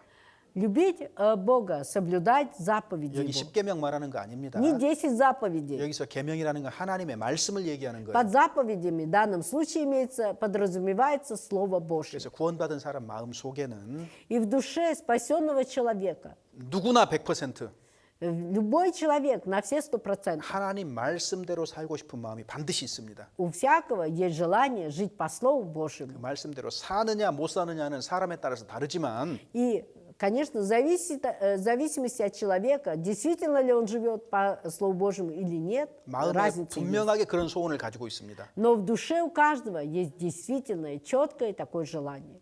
그 다음에 세 번째로요. И в-третьих, 하나님의 선한 일을 위해서 구원했다 그랬습니다. сказано, что совершил спасение на выполнение, на исполнение добрых дел Божьих. 이 하나님의 선한 일의 가장 중심에 있는 일이 뭘까요? Но что является в центре, самом центре добрых дел Божьих? 디도서 2장 14절입니다. Откроем послание к Титу, 2 глава. Послание к Титу, 2 глава, 14 стих. 디도서 2장 14절. 14 стих. Послание к Титу, 2 глава, 14 стих. 260 страница. Послание к Титу, 2 глава, 14 стих, 260 страница. Читаем. «Который дал себя за нас, чтобы избавить нас от всякого беззакония и очистить себе народ особенный, ревностный к добрым делам». 여기 선한 일에 열심하는 친백성이라고 있습니다. То есть народ особенный, ревностный к добрым делам. 그래서 선한 일에 열심한다 그 말이 뭐겠어요? Что значит ревностен к добрым делам? 사도행전 1장에 그런 얘기 있잖아요. Книга Деяний, 1 главе есть такие слова. 성령을 받고 Получив Духа Святого, 권능을 받고 получив силу, 그러니까 예루살렘과 유대와 사마리아와 땅 끝까지 이르러 내 증인이 되리라. но вы, приняв Духа Святого, облегши силу, будете свидетелями моими в Самарии, в Иерусалиме, в Иудее, в Самарии и даже до края земли. 그게 무슨 말이에요? Что это значит?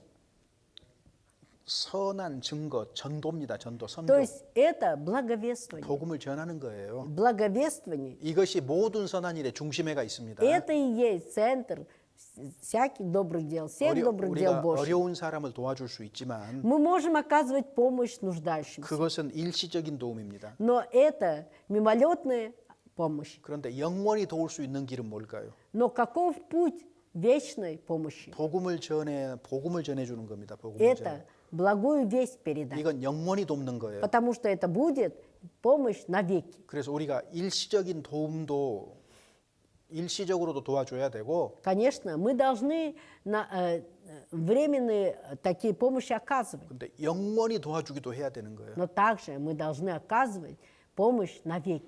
자, 그래서 하나님께서 거듭난 사람에게 이 선한 증거를 맡기신 겁니다. И Бог рожденным свыше доверил такое свидетельство. 그래서 고린도후서 5장에 보면 И во втором послании Коринфянам 5 главе 모든 거듭난 사람에게는 화목하게 하는 직책을 주셨다 그랬습니다. Бог говорит о том, что всем рожденным свыше дает примирять всех.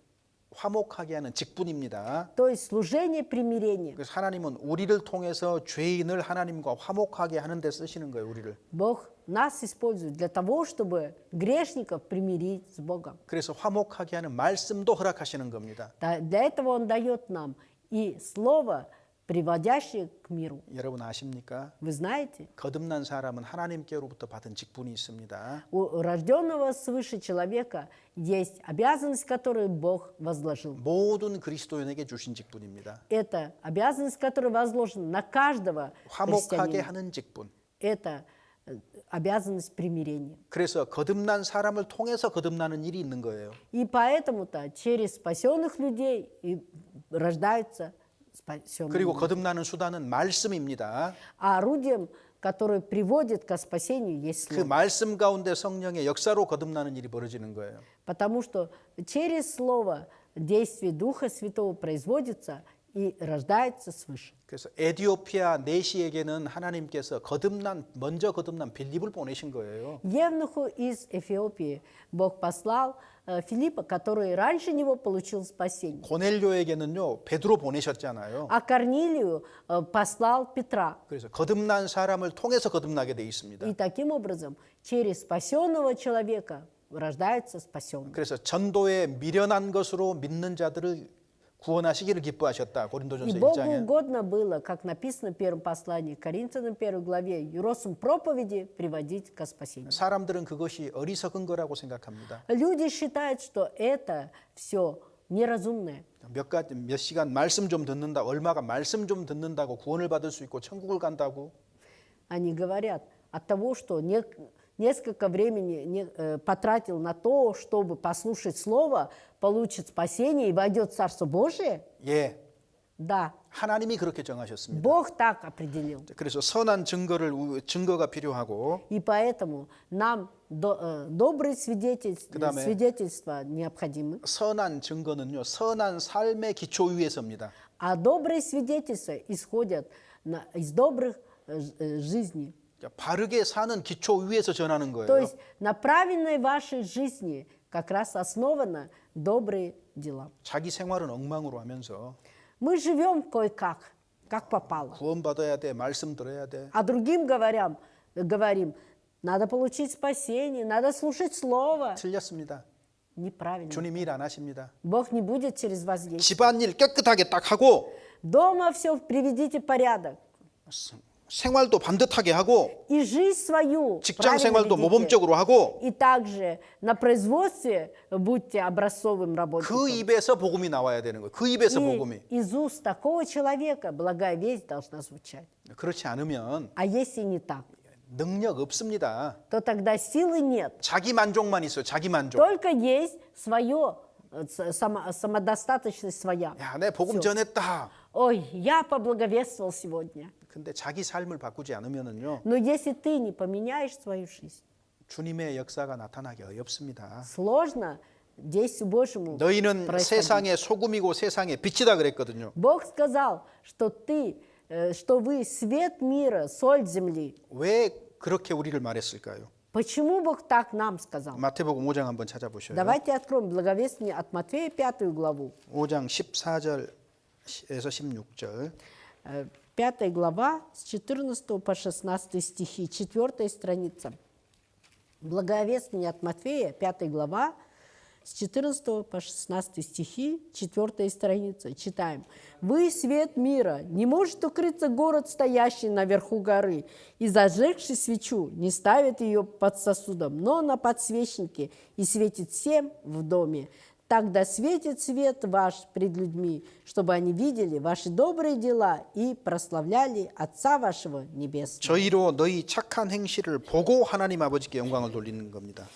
Так, чтобы люди видели ваши добрые дела и прославляли Отца вашего Небесного. 그리스도인은 당연히 선하게 살아갈 테니까 христианин будет вести благочестивый образ жизни, 당연히 올바른 삶을 살아갈 테니까 так как он, естественно, будет вести правильный образ жизни. 그 삶을 보고 기회가 되었을 때 그들이 복음을 믿는 겁니다. Поэтому, глядя на их жизнь, люди получают спасение. 자, 베드로 전서 2장입니다. Откроем первое послание Петра, 2 главу, 2장 11절 12절입니다. 174 страница.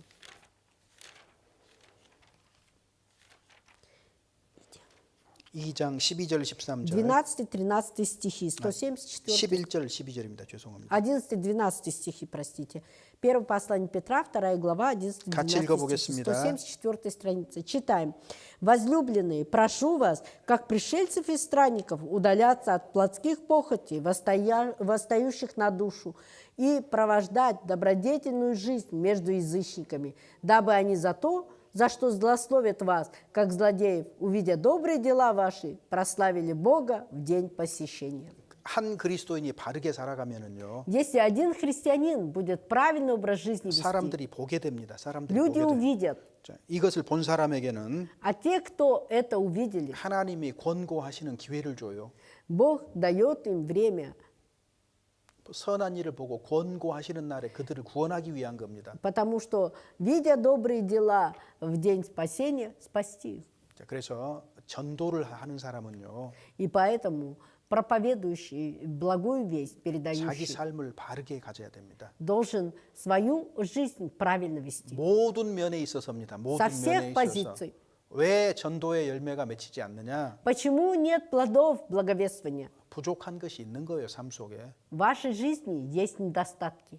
틀림없이 뭔가 문제가 있는 거예요. Обязательно в чем-то, но есть проблема. 그래서 우리는 작은 일상 생활 속에서 И поэтому мы даже в мелочах своей жизни 자기 삶을 바르게 정돈하고 살아가야 됩니다. мы свою жизнь правильно должны установить и жить так. 그래서 선한 증거가 있어야 되고 И должны быть добрые доказательства, 선한 삶이 있어야 되고 добрая жизнь. 그 다음에 그 사람이 선한 싸움을 한다 그랬습니다. И такой также подвигом добрым подвязается 에베소서 битва. 6장 12절에 보면 영적인 전투가 나옵니다. 선한 싸움입니다, 이게. Послание к Ефесянам 6 главе говорится о битве, которая есть добрая. 여기 베드로전서 찾았으니까 3장 1절 2절도 봅시다. Первое послание Петра, так как мы открыли уже, давайте обратимся к 3 главе, первых 2 стиха. Читаем первых 2 стиха, 3 глава. «Также вы, жены, повинуйтесь своим мужьям, чтобы те из них, которые не покоряются слову, житьем жен своих без слова приобретаемы были, когда увидят ваше чистое, богобоязненное житие».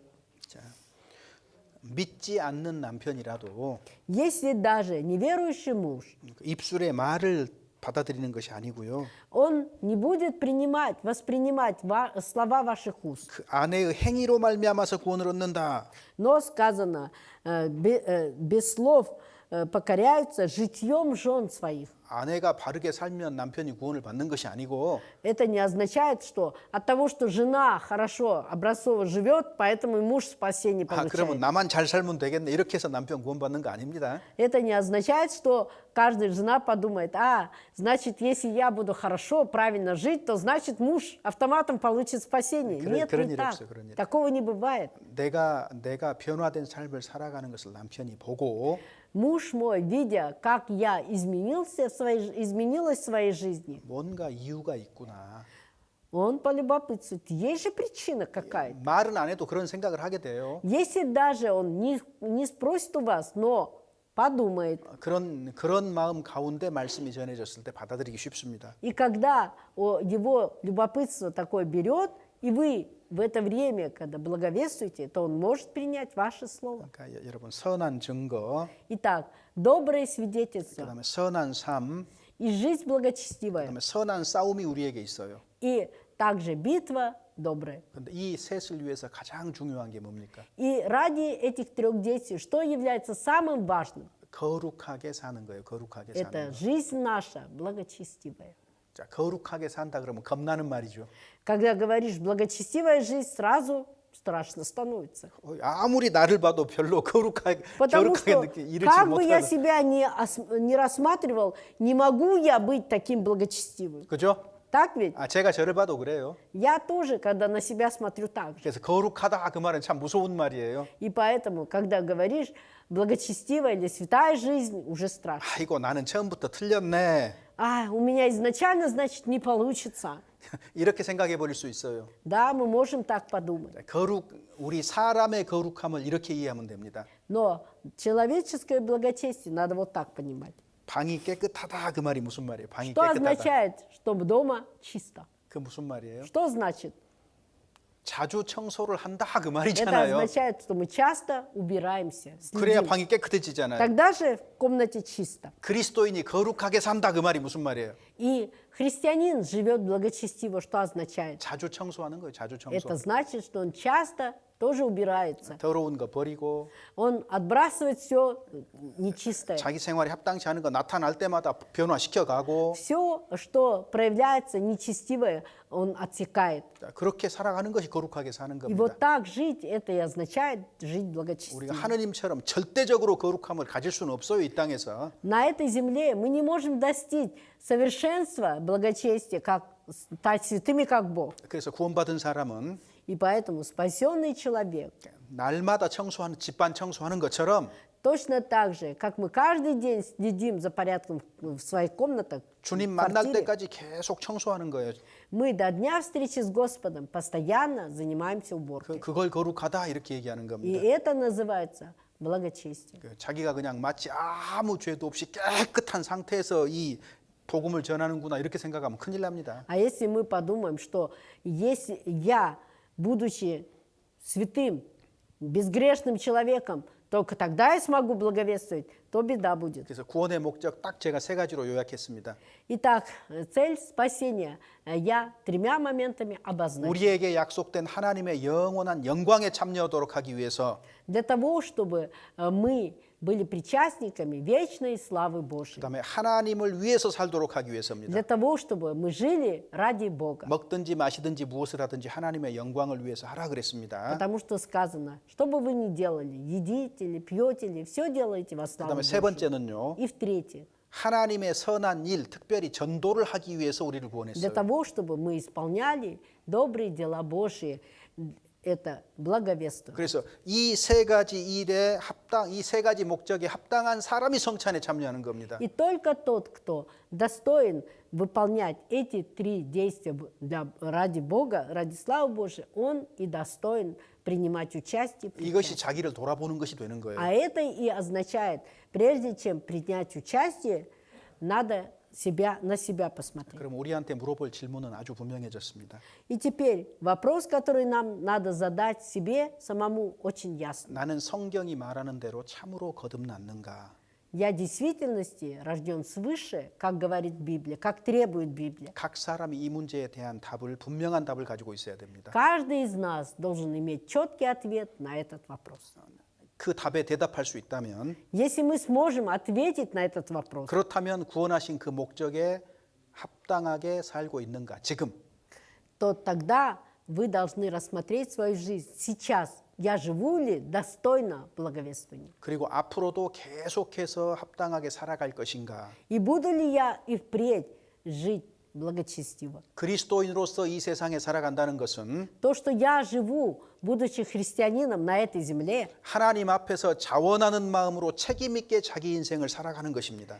имея ответственность пред Богом, доброхотно, имея желание доброхотное, должен жить. 그 사람이 하나님 앞에 합당하게 여기심을 И 받습니다. такой человек будет признан Богом достойным. 그 사람이 하나님의 영광을 드러냅니다. И такой человек прославляет Бога. 그래서 로마서에서 이렇게 말하고 있습니다. И послание к римлянам сказано, 부지런하여 게으르지 말고 чтобы мы не ленились, были усердными. 열심을 품고 주를 섬기라. И, имея усердие, поклонялись Богу, служили Богу. 우리가 잘 알지만 구원하신 목적을 명확하게 하고 삶을 살아가면 좋겠습니다. И, конечно, хотя мы хорошо все это знаем, но хорошо было бы, если бы мы, четко зная цель спасения, жили. 그렇게 살다가 우리는 주님 만나는 것이 우리의 삶입니다. 그렇게 И наша 살다가 жизнь должна состоять в том, чтобы мы, живя так, встретились с Господом. 기도하겠습니다. Помолимся. 하나님 감사합니다. Боже, благодарим Тебя. 우리를 구속해 주시고 주님의 교회 가운데 참여케 하심을 감사합니다. Мы благодарны Тебе, Боже, за спасение наше и за то, что Ты нам дал быть в церкви Твоей. 구원의 목적에 합당한 삶을 살아갈 수 있도록 마음을 일깨워 주시옵소서. Сердца наши, Боже, дай бодрости держать для того, чтобы вели жизнь, достойную Твоего спасения. 이 교회를 통해서 주님이 뜻하신 바들을 속히 이루어 주시옵소서. Через эту церковь, Боже, тех, кого Ты призвал, тех, кого Ты желаешь видеть, помоги, чтобы появились. 또 새로운 마음으로 한 주간 주님의 영광을 위해서 살다가 다시 만날 수 있도록 은혜 베풀어 주시옵소서. Благословение свое излей, чтобы в течение недели всей, живя ради славы Твоей, выполняя волю Твою, мы могли вновь встретиться с Тобой. 우리를 구속하시고 부활하신 주 예수님 이름으로 기도드립니다. Именем Господа нашего Иисуса Христа, совершившего наше спасение, воскресшего, мы возносим эту молитву.